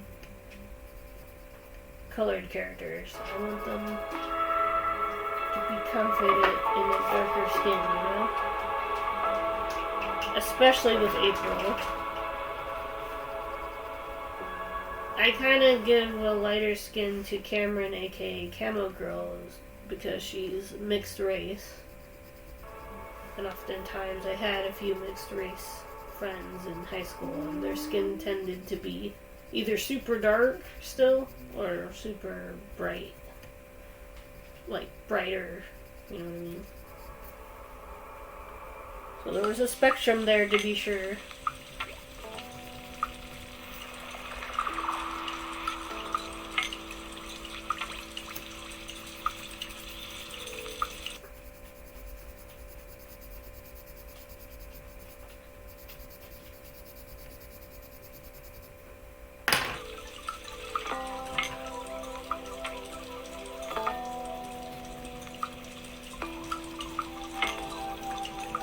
So for this, she's kind of bending her.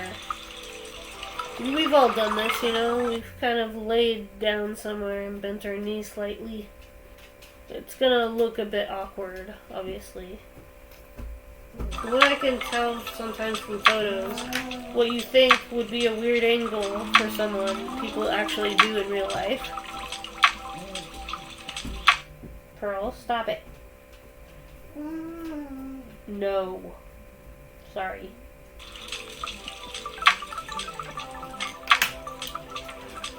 Then her shoes. I don't really draw variations of shoes that much, despite Yearly Village kind of being in a more fantasy-ish setting. My little thing is at Yearly Village, you know, it's all year round, all the time, so that means that there are many people of different time periods that come through the village. So there are people that might have Converse, be like exclusive black market from planet Earth or universe, whatever. Technically, Yearly Village is in a different universe. It's like a different plane of existence, really. I don't know, it's kind of hard to describe. I imagine it being like a pocket dimension within a dimension. Like that. So they can gain access to modern tech if they wanted to, but for the most part, people tend to not gravitate towards that. I imagine that is like maybe 20 or 30 years behind. Like they might have just gotten Converse or something like that. I feel like that could have been interesting idea to explore. I don't know. So most of my stories are due for a rewrite, so I might explain away the fact that a lot of them have Converse when there's like magic and a bunch of fantasy stuff going on. my real world basis is that Converse for me are easy to draw compared to like stuff like sandals or drawing bare feet.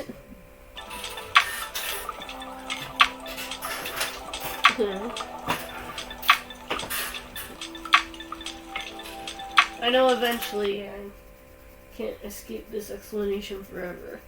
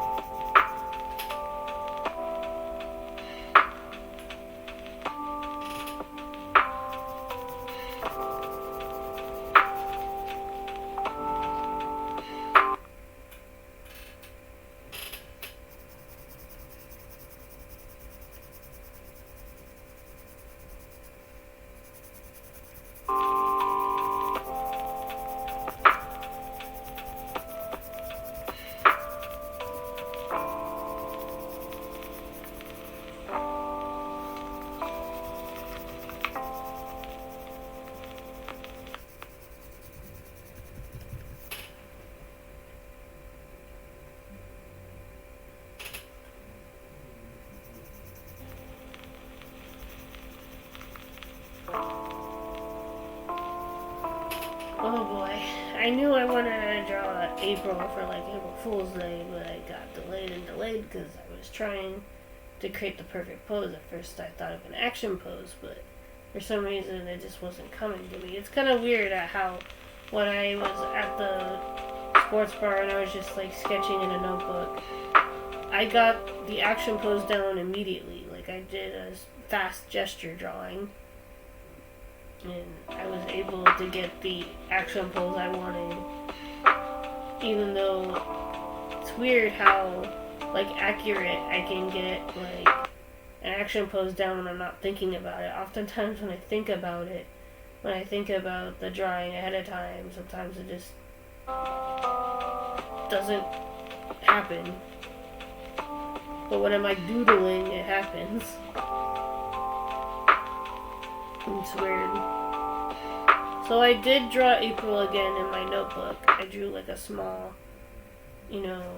sketch of her dodging bullets using her umbrella as a force field. Rather than just having her use it like an actual umbrella, like in this scene that I depicted.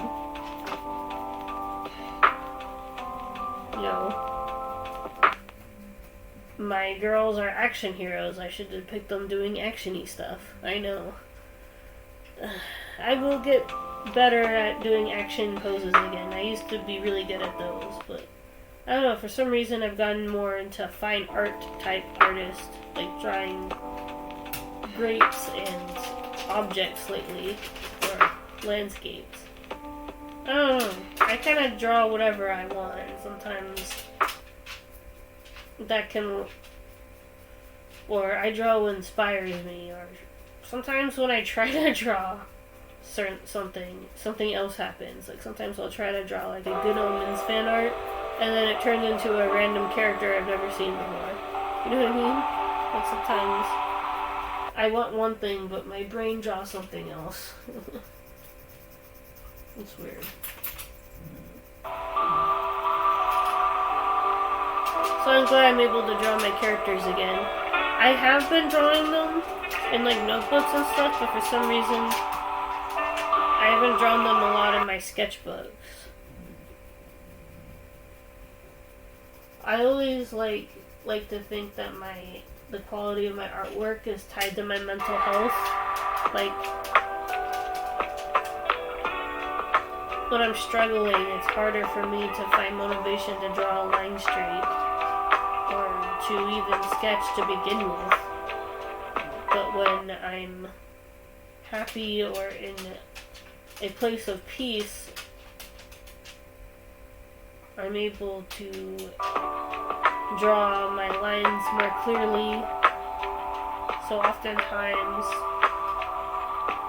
if you see a kind of out of place drawing, you should probably ask, are you okay? Most of the times I'm just sleep deprived, but other times I might actually be genuinely upset. I don't know, it's hard to really depict. Oftentimes if I'm upset, I have to draw stuff that people draw when they're upset. I was sort of mixed emotions. I was happy when I drew this, I was happy learning photo editing. So I was also kind of sad that I couldn't connect with all of you all, so I feel kind of sheltered from the world. And I wanted to shield my tears away with a metaphorical umbrella. So I drew April shielding herself from the rain with a happy face on her face, because I thought I want to shield my tears that I've been having with the rain. Basically is what happened, I think, if we're trying to look for a deeper meaning. But I just really wanted to draw my April Fool's character for April Fool's Day. There's that. I know it's a few days late. Sometimes drawings can take a few days or even a few weeks to complete.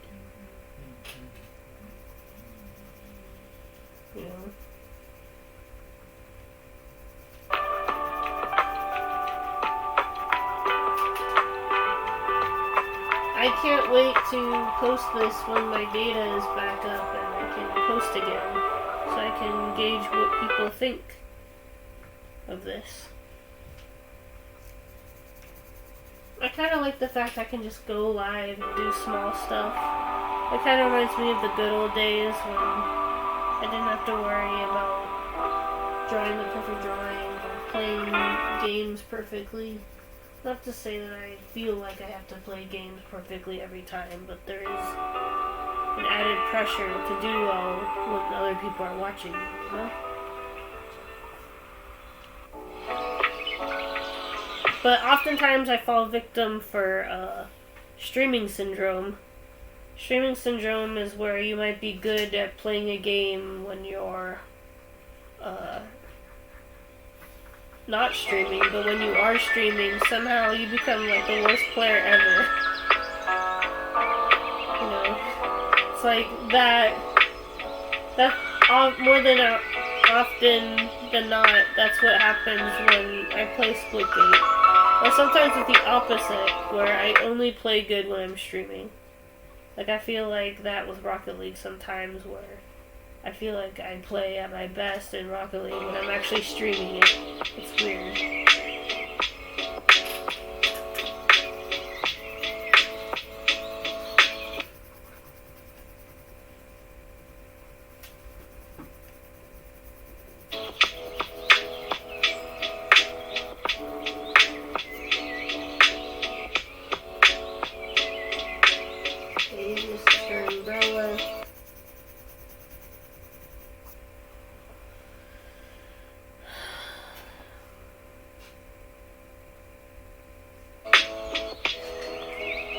And I guess in a kind of way, it was also kind of inspired by Juvia from Fairy Tail. Because she's also a rain woman. You know, a woman of the rain. I kind of like that.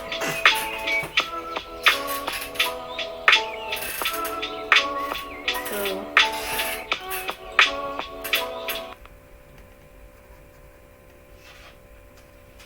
obviously there's some things that she doesn't do. She doesn't creepily stalk October.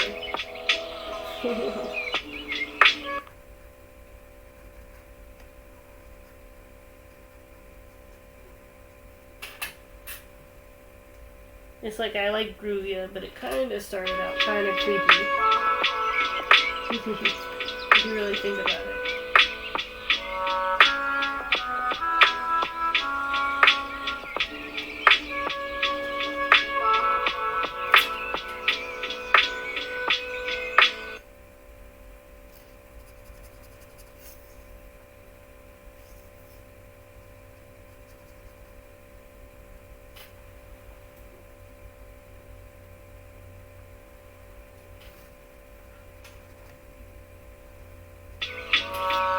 And obviously, April Showers' name is named after that song in Bambi as well. I might have to, if I take this to a studio, I might have to change April's last name. I hope not. I hope it's like an inoffensive song reference, but who knows.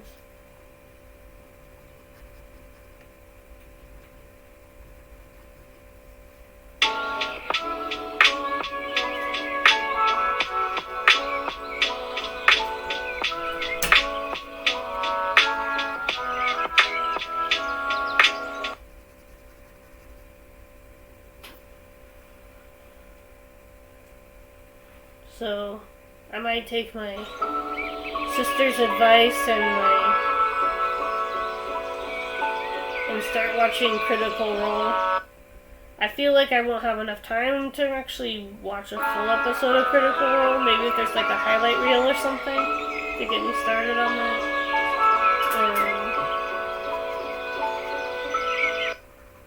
Feel free to give me recommendations of other tabletop shows on YouTube and Twitch. I will check them out.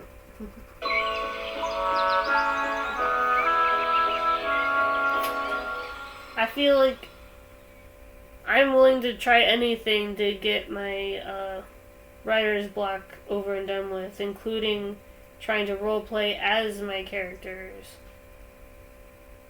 in a campaign. I have so many of them though. I can't really just... I'd have to pick one for one campaign and try to imagine myself as that character. You know, what they would do.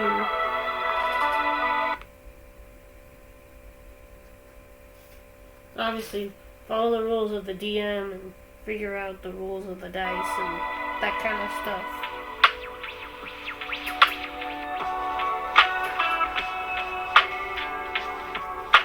Honestly though, if I were to really think about it, I'm more comfortable with the writing and just observing people, and that from what I can tell, that's the role of the DM.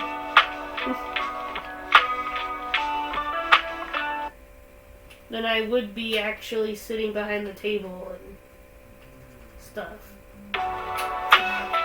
So, I don't know. We'll see.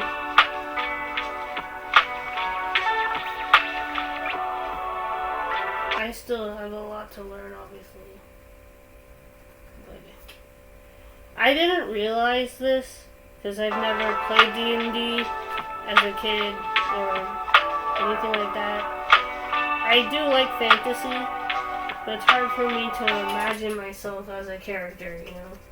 Like, I used to act out my stories a lot when I wrote. And sometimes when I explain stuff to my friends and family, I would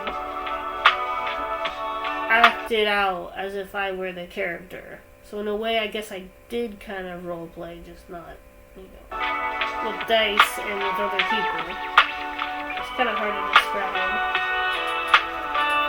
My brief background on roleplay. There used to be a LARPing group by the skate park I used to go to, and I would sometimes wish I could have approached them, but I was always too nervous, and I was not dressed for the part, obviously. I didn't come with a foam sword, and, and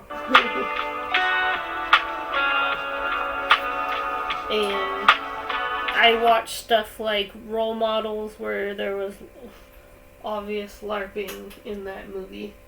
Like, pretty on the nose.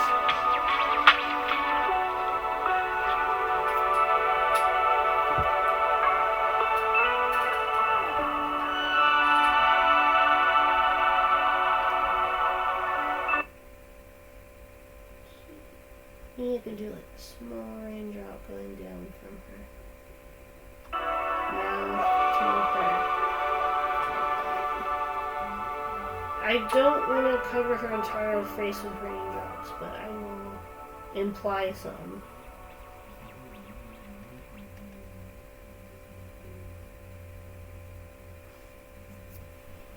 Like that. And then I played Fable as a kid. I didn't finish it because my sister lent the game to someone and they never got it back. I know eventually maybe my sister bought another copy, but I played Fable 2 and I liked it.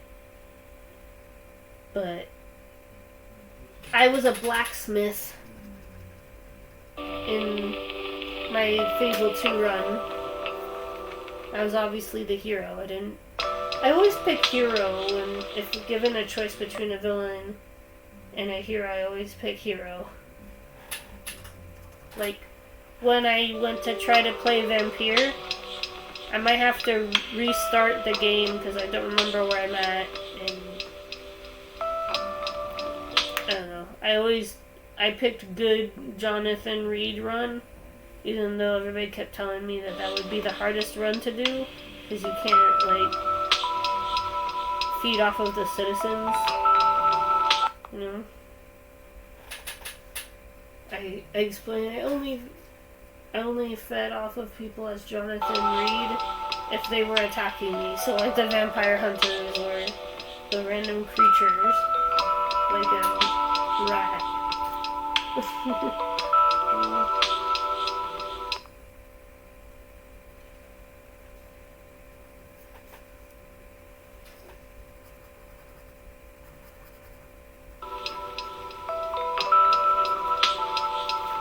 A part of me wants to read the story that I have so far out to you guys, and then just have you guys decide what the character should do. Sort of like a choose your own adventure type thing. And that's how I complete the novel. I complete it with my audience. That'd be kind of cool.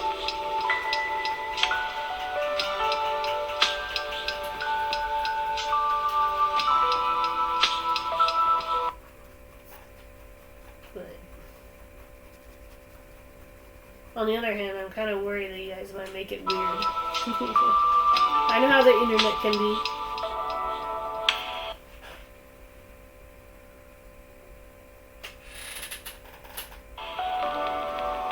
Just want to say thank you to anybody who has stuck around during my forced lack of communication. I know I'm usually a pretty, withdrawn person when it comes to social media anyways, but to not be able to post at all, to not join in art shares, or post artwork, or even just post a random selfie on Instagram, I honestly never realized how much I, go on Discord throughout the day. I always thought, nah, I mostly just lurk. I don't talk that much. I do talk a lot in Discord. Even if I don't give a lot of communication on Twitter. I usually talk in the servers I'm in. Usually. I usually give brief updates.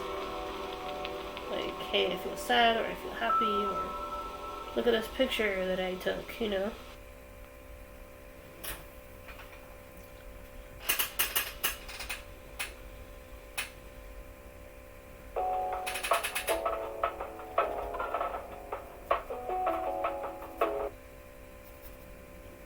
I think we're good on the raindrops. That looks like a pretty accurate person in the rain. Obviously it's kind of cartoonized, a little exaggerated, but you know what I mean.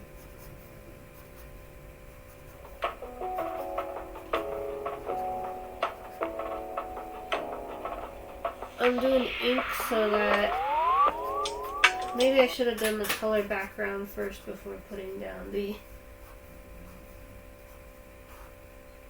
actual color for the raindrops in the background, because now I kind of backed myself into a corner. So I can either make the background really dark and then reestablish the blue, or I can just do a gray background. I kind of like the idea of it being darker though.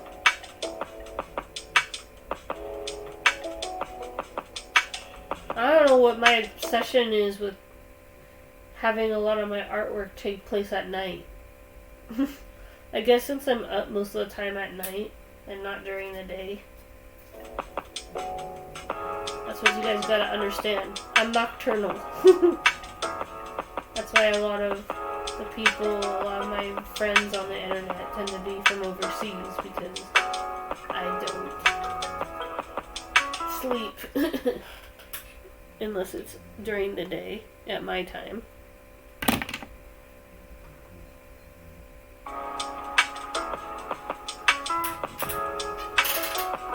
That's why I kind of wish I could take night classes instead. But, oh well.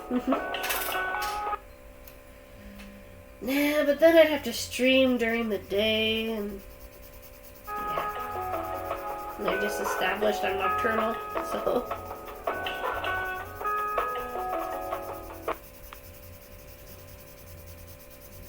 Don't worry, I'll reestablish the drops. I just think having this dark blue would make her stand out a bit more. I know the colors are kind of flat, but I'm kind of on borrowed time. I gotta go to school soon, so.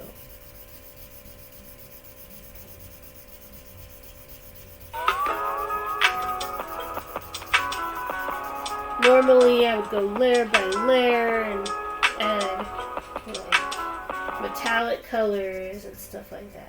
I kind of did.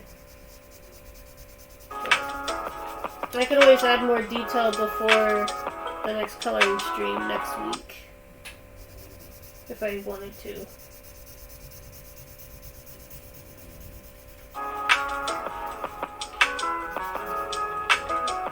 Always admired hand-painted backgrounds when I was a little kid, seeing all these really, whimsical-looking children's illustrations. So naturally, my style is based slightly on Salvador Dali and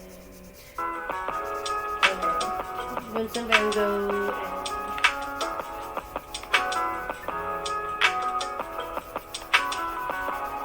and anime, obviously. Anime has inspired my style quite a bit. And comic books. Cartoon Network back in the day, the early 90s and 2000s. Back when cartoons kind of had a bit more variety and shape. Nowadays, they kind of draw cartoons the same. But unlike most people who are like, oh, it's the same, I realized that, styles change with time, and hopefully the realistic action cartoon motif might come back someday. I kind of already did with Arcane. Arcane, it's wow.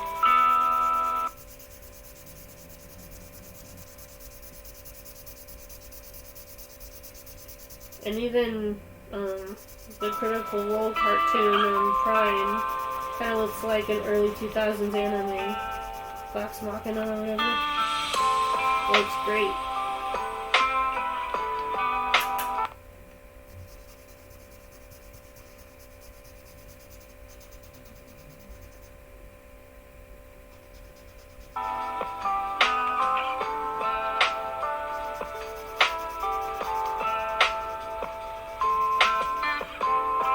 And hey, I just found out something. When I was a little kid, I liked a little anime or a little manga known as Zatch Bell, or if you're from Japan, Gash Nobel or whatever like that. I always feel like it was a little underappreciated because at the time Pokemon and Digimon were super popular, so it was still popular. It just kind of felt like compared to Pokemon and Digimon, it was kind of seen as lesser, but the sad tragedy of Zatch Bell is that the anime didn't even get to finish. The manga finished, but the anime only lasted about 150 episodes. And the other half of it they didn't even get to dub it.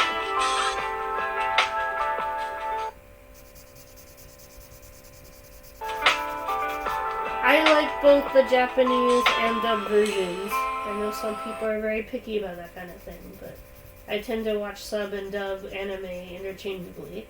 Although I will say, when I tried to watch Demon Slayer in dub after listening to it so many times in Japanese, Tanjiro's voice kind of took a while to get used to, but after a while I was like, okay, I kind of like it.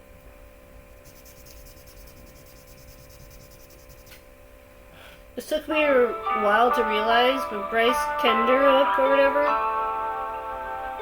he is Inosuke from Demon Slayer for the dub. He is also frickin' Rino Kumura from Blue Exorcist. And he's Cat Noir / Adrian. That's incredible. Good for him. You know?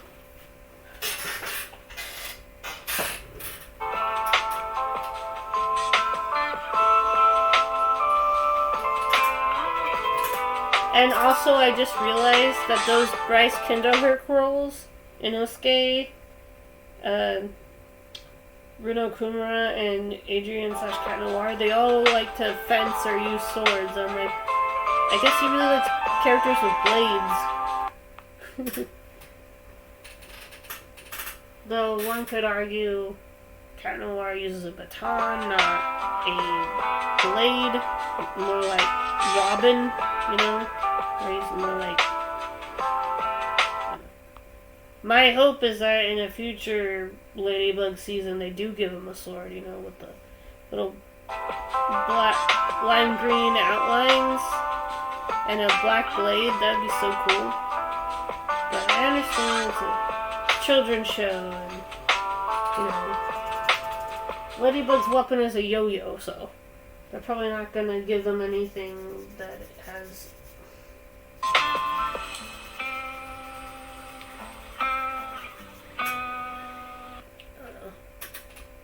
That's just my wishful thinking.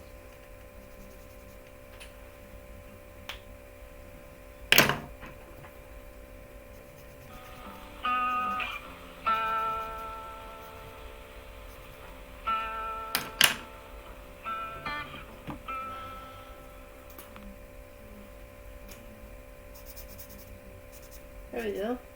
See? Told you I'd bring the rain back. It's kind of darker now because we're on a dark background, but I think it kind of adds to the mood, you know? Look at that.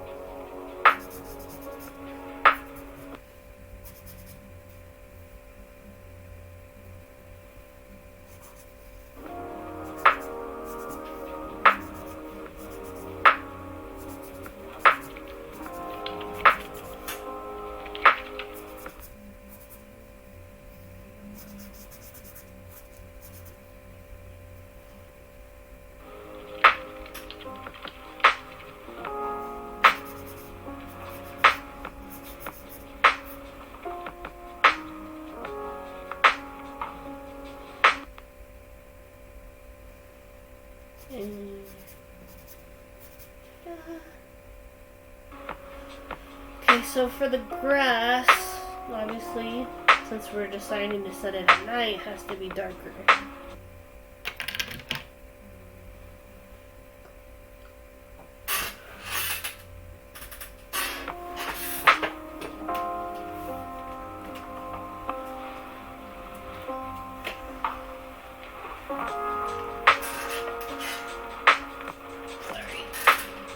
I'm in my sweatpants. I usually wear shorts, but I'm going through some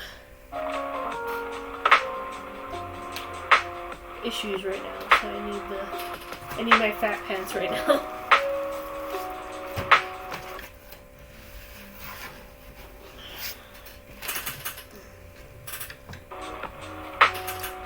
Let's turn the camera this way.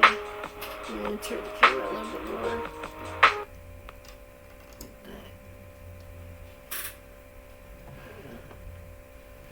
No, turn it down. Sometimes since I don't really draw in the same ratio, I don't always know how far back the camera has to be. But since we're doing the bottom, it has to be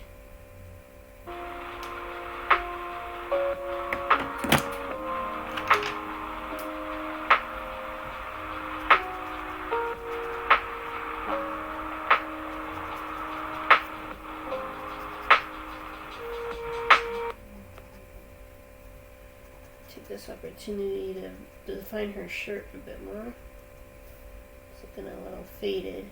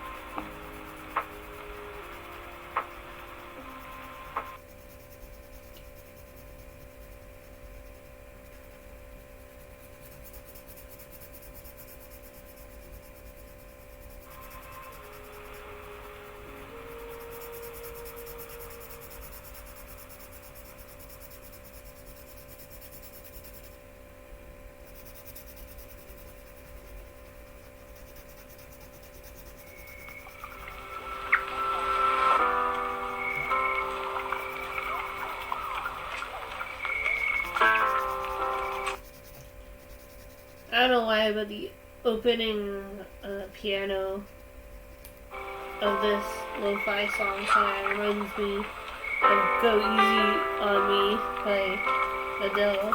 I don't know why. No connection whatsoever, but it kind of does.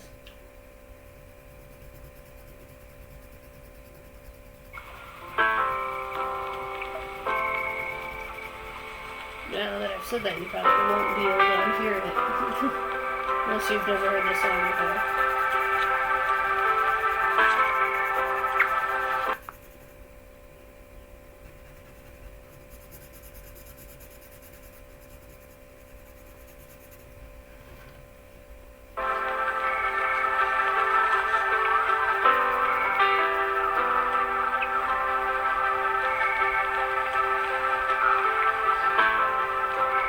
Still gonna mourn the loss of Twitch Sings. I know the Twitch Sings had to go to give people more free to use music for streaming, but sometimes I feel like a bunch of wasted potential. Like, Twitch could have done deals or sponsorships with artists and done like a Just Dance type thing where they could have had singers or celebrities pretending to stream with Twitch Sings or just use it in a commercial. That would have been awesome, but I guess some people didn't like it or something.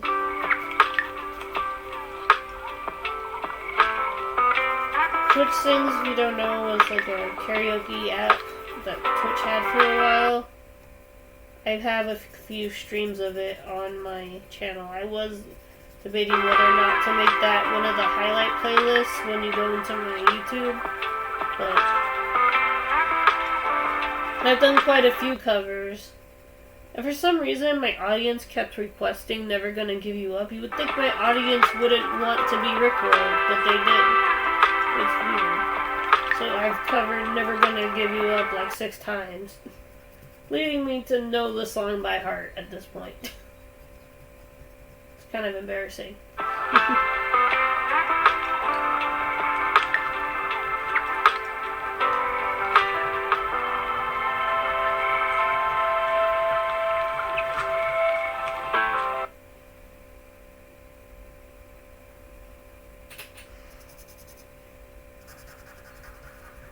And can you imagine if Twitch Sings had Casa Cuandir Witcherama?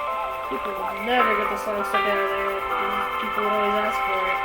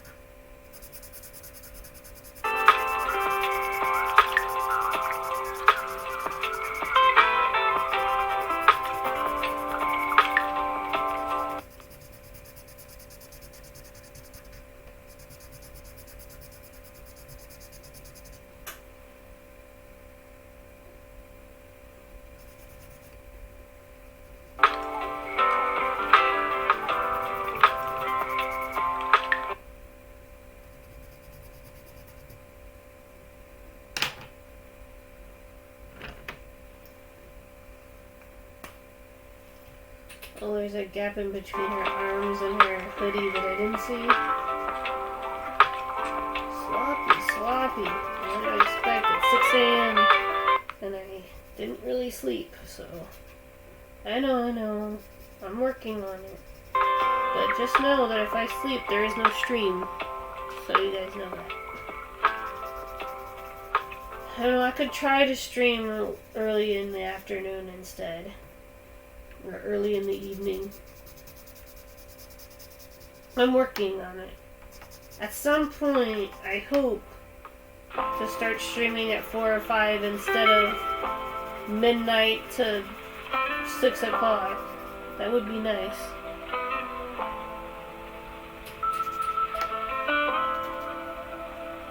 But sometimes I don't wake up until 3 p.m. And then I get like a bazillion, messages on Twitter, and then I go, which one should I reply to first? It's always like that. And I always feel bad if I favor one person who tags me in an art share than the other. I go, if I ignore this person for too long, do you think they'll unfollow me? I always get anxiety like that. I know that the real people will stick around. Despite this communication issue that's bothering me. I'm trying not to talk about it. I'm trying to just enjoy myself in color.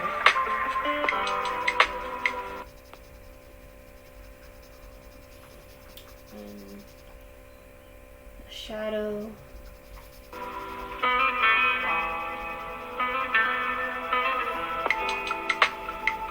I'm probably gonna have to discard the paper in the back completely, so that the next time I draw, there isn't just like a big blue void. Either that, or I just make the background entirely blue for the next one.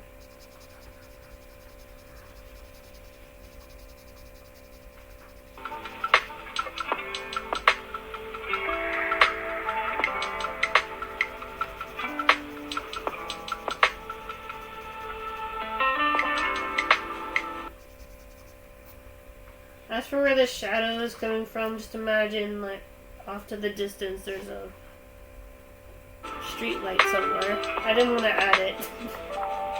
I know.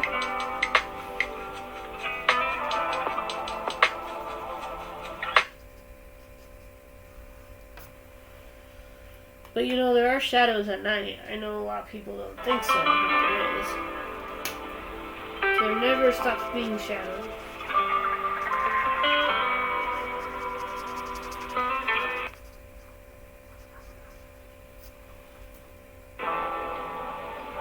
I've been playing Pro Skater 1+2 for a while, and I've been trying to get into more old punk groups like Dinosaur Jr. and stuff like that. And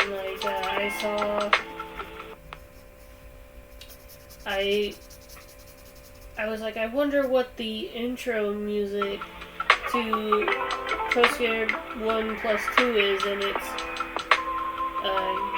Gorilla Radio by Rage Against the Machine. I was like, oh.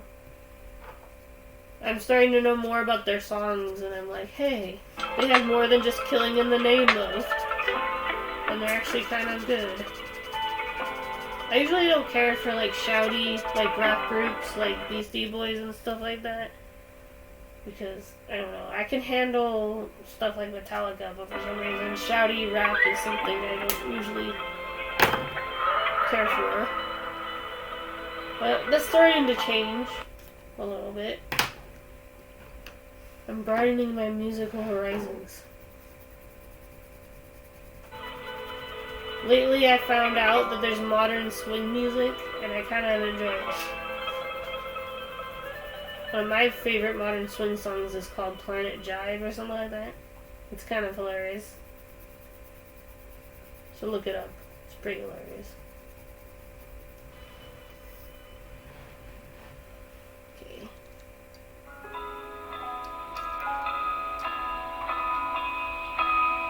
And obviously I wanted to get more into my Celtic roots, so I started getting into Celtic music. And I am going to listen to it with or without St. Paddy's Day. And just a fun fact, for my Scottish descended friends, the St. Paddy's Day for us is St. Andrew's Day, which is on November 30th. So if you want an extra dose of Celtic music and drinking, November 30th is your day.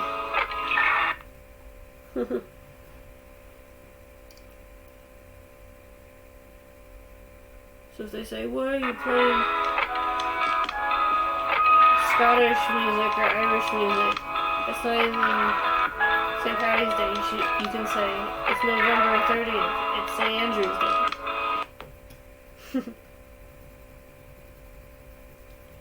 That's the excuse I'm gonna use.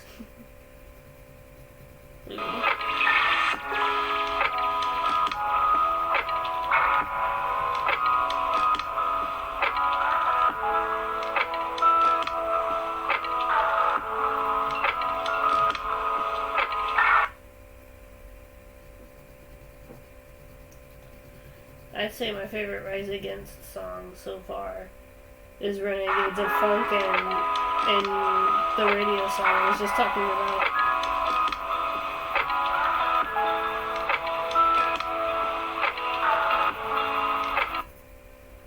I feel like I've heard Killing in the Name of way too many times, but I still like it.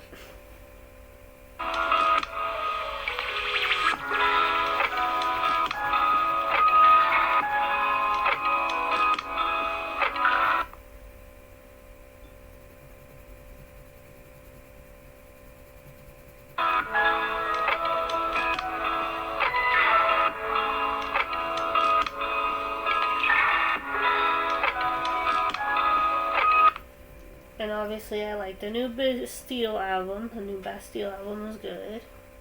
I've heard most of the new Walk the Moon album.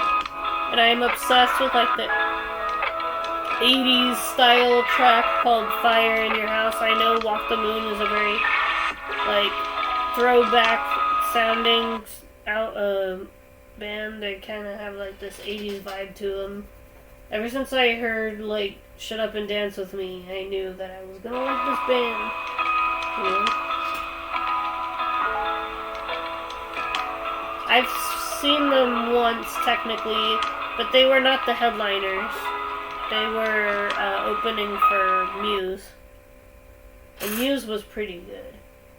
Though my experience at the concert was a little bit dampened by something. But I won't mention what.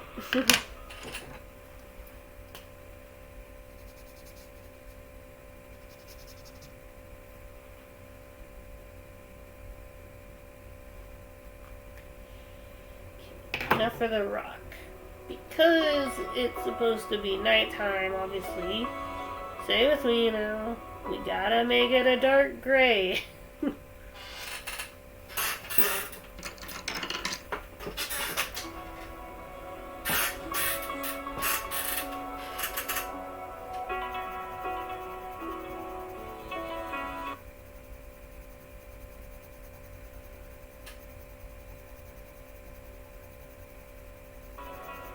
Sorry, because of my low data, the music's gonna cut in and out. Hopefully it'll be fixed in a week or two. The next stream, I might have to just upload songs onto my phone directly until this is fixed.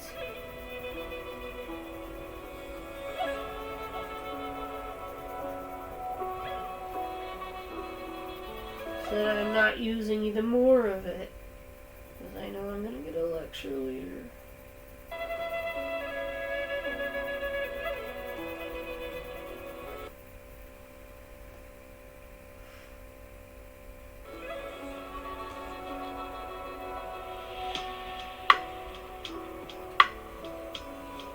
Anyway. I am having a good time with you guys, even though it's a very small audience today. I kind of knew that going in. Because, one, I can't send the tweet to let you guys know I'm live, and the other is the time, you know. 3 a.m. is very, very late for people in my time, so the fact that I was even able to stream at all was a miracle. I almost didn't. I was almost gonna skip the art stream this week, but decided not to. This is kind of my self-therapy in a way. I don't know if anybody's listening to this, but if they are, I'm very grateful. Even if I'm just talking to a void, it's good to know that I can let some stuff out and just color and talk to you guys.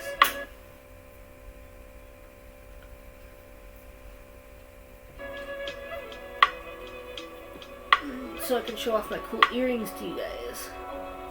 I'm wearing another one of those dice earrings.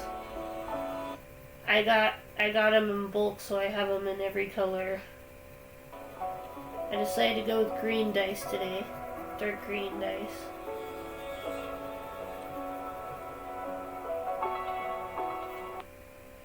Mostly for my Cthulhu shirt, which is more of a light green, but it goes, it matches. I do have some sundae earrings that I haven't, like, opened yet. Sundae being ice cream sundae earrings. They're bigger than I thought they were going to be. I thought, oh cute, little sundae earrings. You know, like a milkshake sundae thing. That would be cute. It looks like they're going to take up half my ear, but maybe I'm wrong. Maybe I have bigger ears than I thought. I'm not sure anybody wants big ears. But you know what I mean. See, I'm super awkward. I never know what to say. Sorry, guys. I don't know why I said that. This is why I prefer when there are actually people talking, because when there's people lurking, I don't know what to say. You guys are probably laughing at me now. Or laughing with me, because I'm also laughing at myself anyway. Like, why do I have to be so awkward?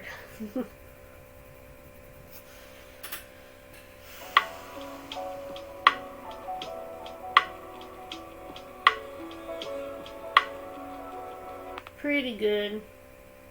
I feel like the hoodie...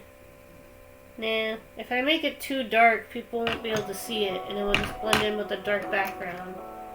See, this is where having a neutral color might come in handy.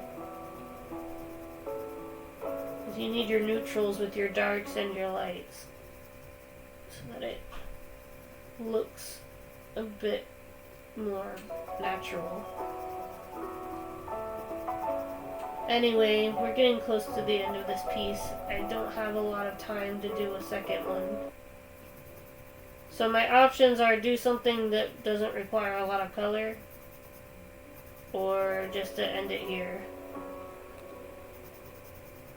I have to go now.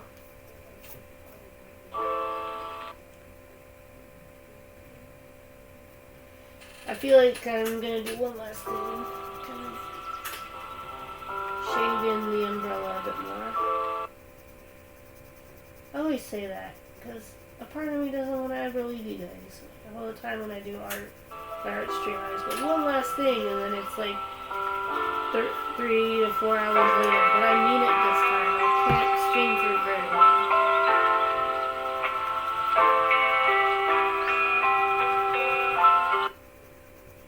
But it's been like almost 3 hours, so I'm lying. Again. See, coloring takes a lot longer than people think.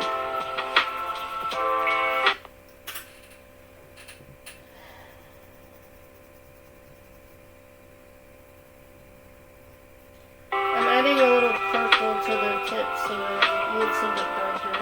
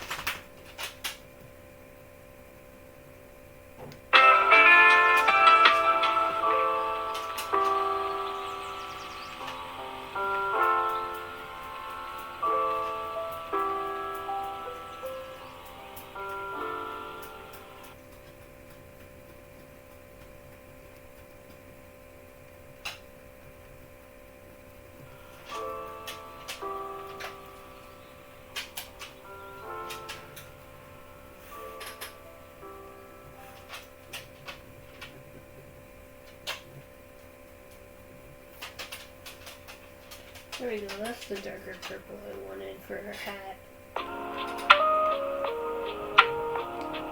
I mean, it's still a bright purple, but it's like darker than the purple that we've been using.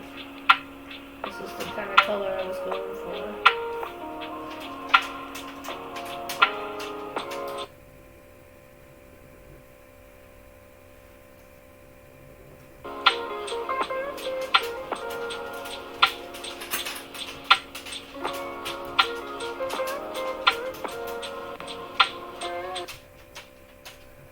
I'm adding shadow because oftentimes what really brings out the light isn't the light itself, it's the shadows.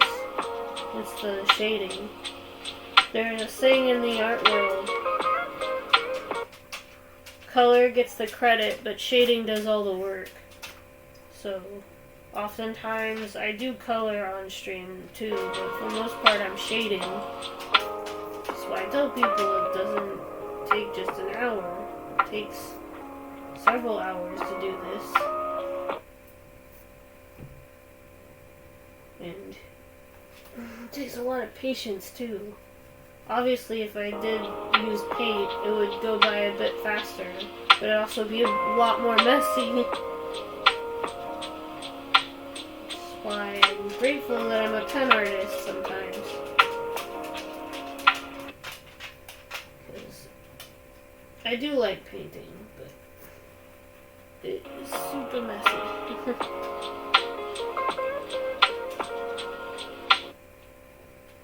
And I'm not saying that the pen stuff is easy to clean up, because oftentimes I'm so busy in my creative flow that I'm throwing pens left and right. I'm like putting the caps in random places, and sometimes like, what's the cap to this again? And oftentimes I just put whatever cap fits, and I go, that's not the right color.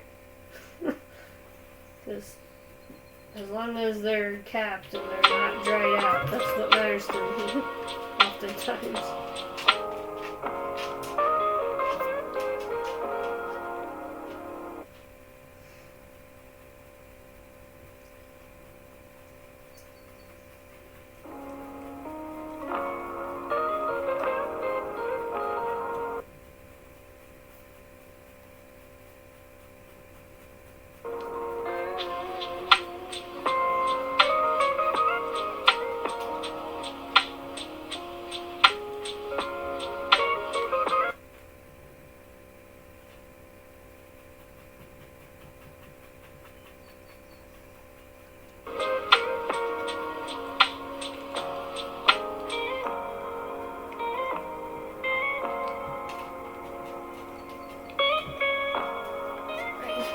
Random back camera angle, sorry.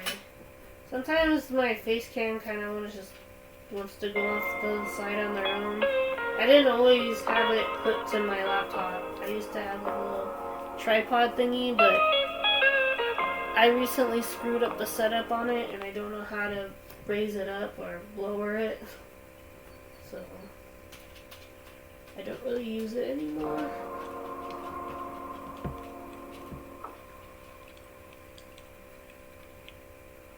Plus, it never gave me the right angle I wanted. So.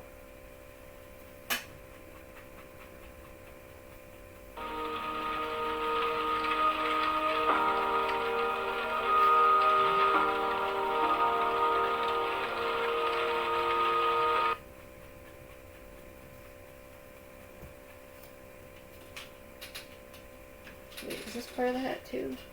Yeah. See, this is why having distinct line art is important. Like, I'm like, huh? What's that line? I don't remember that line. My line art is not the best. I work like that sometimes. Sometimes I go, what's this line? I think that might have been a guiding line to help me know that that's supposed to be the hat. Maybe I should have erased that line. There we go.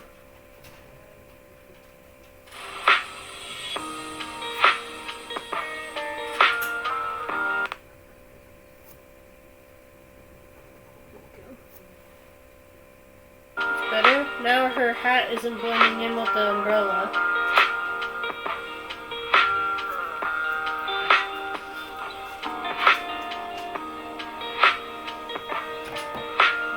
Put more shade over here.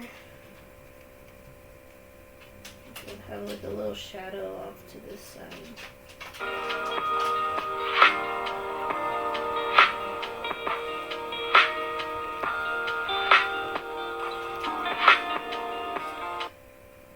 There, I think that's pretty good. The rest I'll probably edit in PixArt or in Photoshop or something. I'll do one quick extra drawing. Watch, it's gonna be super easy. You're gonna be like, wow, that was easy. Watch. I'm gonna show it. Also, I'm in this Discord where we're doing like this background challenge thing. I don't know if I'm going to be in the Discord for long, since I can't really communicate that I'm still there, you know. I'm sure they know I'm still there. I tell them I'm busy at school all the time. So, let's see. It's the pencil sketch that I did. I recently inked it a little bit, or started to ink it. The inking that I did in this is a bit more subtle. Like I just shaded in the mountains a little bit more. And I added a sword in this little grassy patch. I added this grassy patch. It was originally just gonna be like water. But I decided to add the little grass patch with the sword. Because it's a role-playing server, so by adding like a sword or a D&D dice, or originally I was gonna add like a character silhouette in the distance looking out, but didn't want to. So here's this one. I know the coloring's a little bit rushed, but I think it looks pretty nice. So, watch. Moon Knight drawing. Watch how fast this will be. And you're wondering, why did I watch this? Because I just done this off stream. With this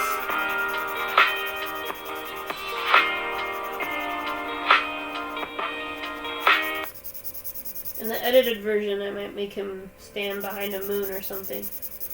A little bit of simple compositing. And maybe some spider webs with the moon behind it. No reason other than it sounds cool. Not because I want a connection between Moon Knight and Spider-Man, really. I know that's what some people might think. I just like the imagery of spider webs in artwork.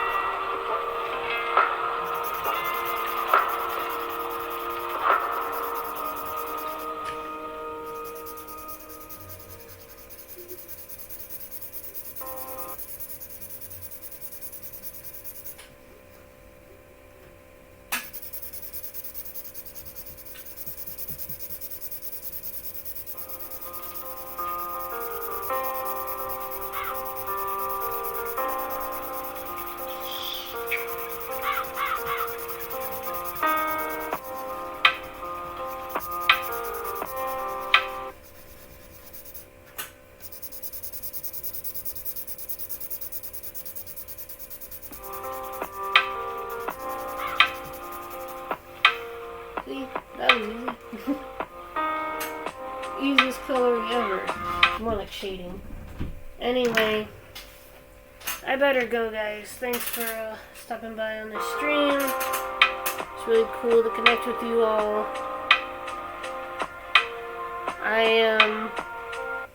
am sorry for any inconvenience my low mobile data might cause on you guys connecting with me on a two-side basis when it comes to social media.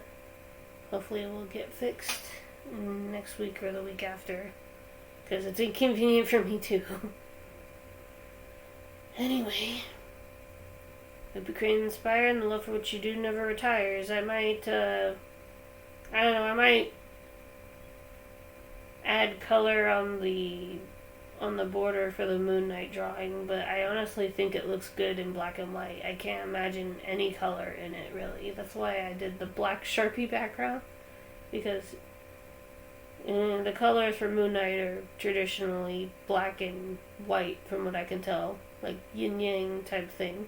So, I might do some more Moon Knight fan art, even though the sketch I did on Twitter didn't really do well. I liked the show so far, that's why. Sometimes you should just draw stuff because you like to draw it, not because other people do. I'm starting to learn that myself, really. Sometimes I feel like I draw stuff just because I think people might like it, but I really just wanted to draw Moon Knight because I think his design is really cool. This is definitely going in the slideshow at some point. Obviously, I might crop off his shoulders a bit because I tried my best. Until then, I'll see you around. Thank you for hanging out with me, and hopefully things will be going better for me. Sorry I complained a little bit. Hopefully you found this a little bit wholesome, because that's the whole point of these streams. It's not meant to stress you out. It's meant for you to be calm down, kind of relate to me as a person, and yeah, I tend to be a bit negative sometimes. Especially when things aren't going super hot for me like they are now. I usually am a bit more positive when positive things are happening. Hopefully there'll be more positive stuff in the future. Usually I try to talk about some good, and then I talk about some bad, and then I talk about some good. That's kind of what I did in this stream. I say, this and this is happening, but I took the dogs apart, took my dogs apart, that kind of thing. And, you can inspire. There isn't really enough people in the chat to, raid, so I'll just see who's online and I can host them. Stay where you are if you want to. Leave if you want to. I'm gonna see who's on so I can, support them, and, hopefully, my issue will be fixed. Here, you want to see how bad it is? Watch it. This is... What? Well, that's not a good example. Twitch seems relatively okay. I still kind of see a loading screen on some streams. There's not really... I think I'm just gonna go now. I gotta get ready for school and stuff, so like I said, thank you for hanging out with me. Sorry, I'm a little sleep deprived, that's why I'm acting a little bit more weirder than usual. Hopefully I can get a nap in when I get home. So I'll see you guys around. Stay safe. And if you want to support Autistic Awareness Month or Autistic Acceptance Month, just treat us like normal people. Donate to your local neurology research so that they can continue to help support our medicines and stuff like that. And just know that just because we think differently or are wired differently doesn't mean we don't deserve to be treated like normal people. And I'll see you around. Hopefully game night will go smoothly. And stuff. I hope you can inspire. See ya. This is the longest outro ever. Sorry.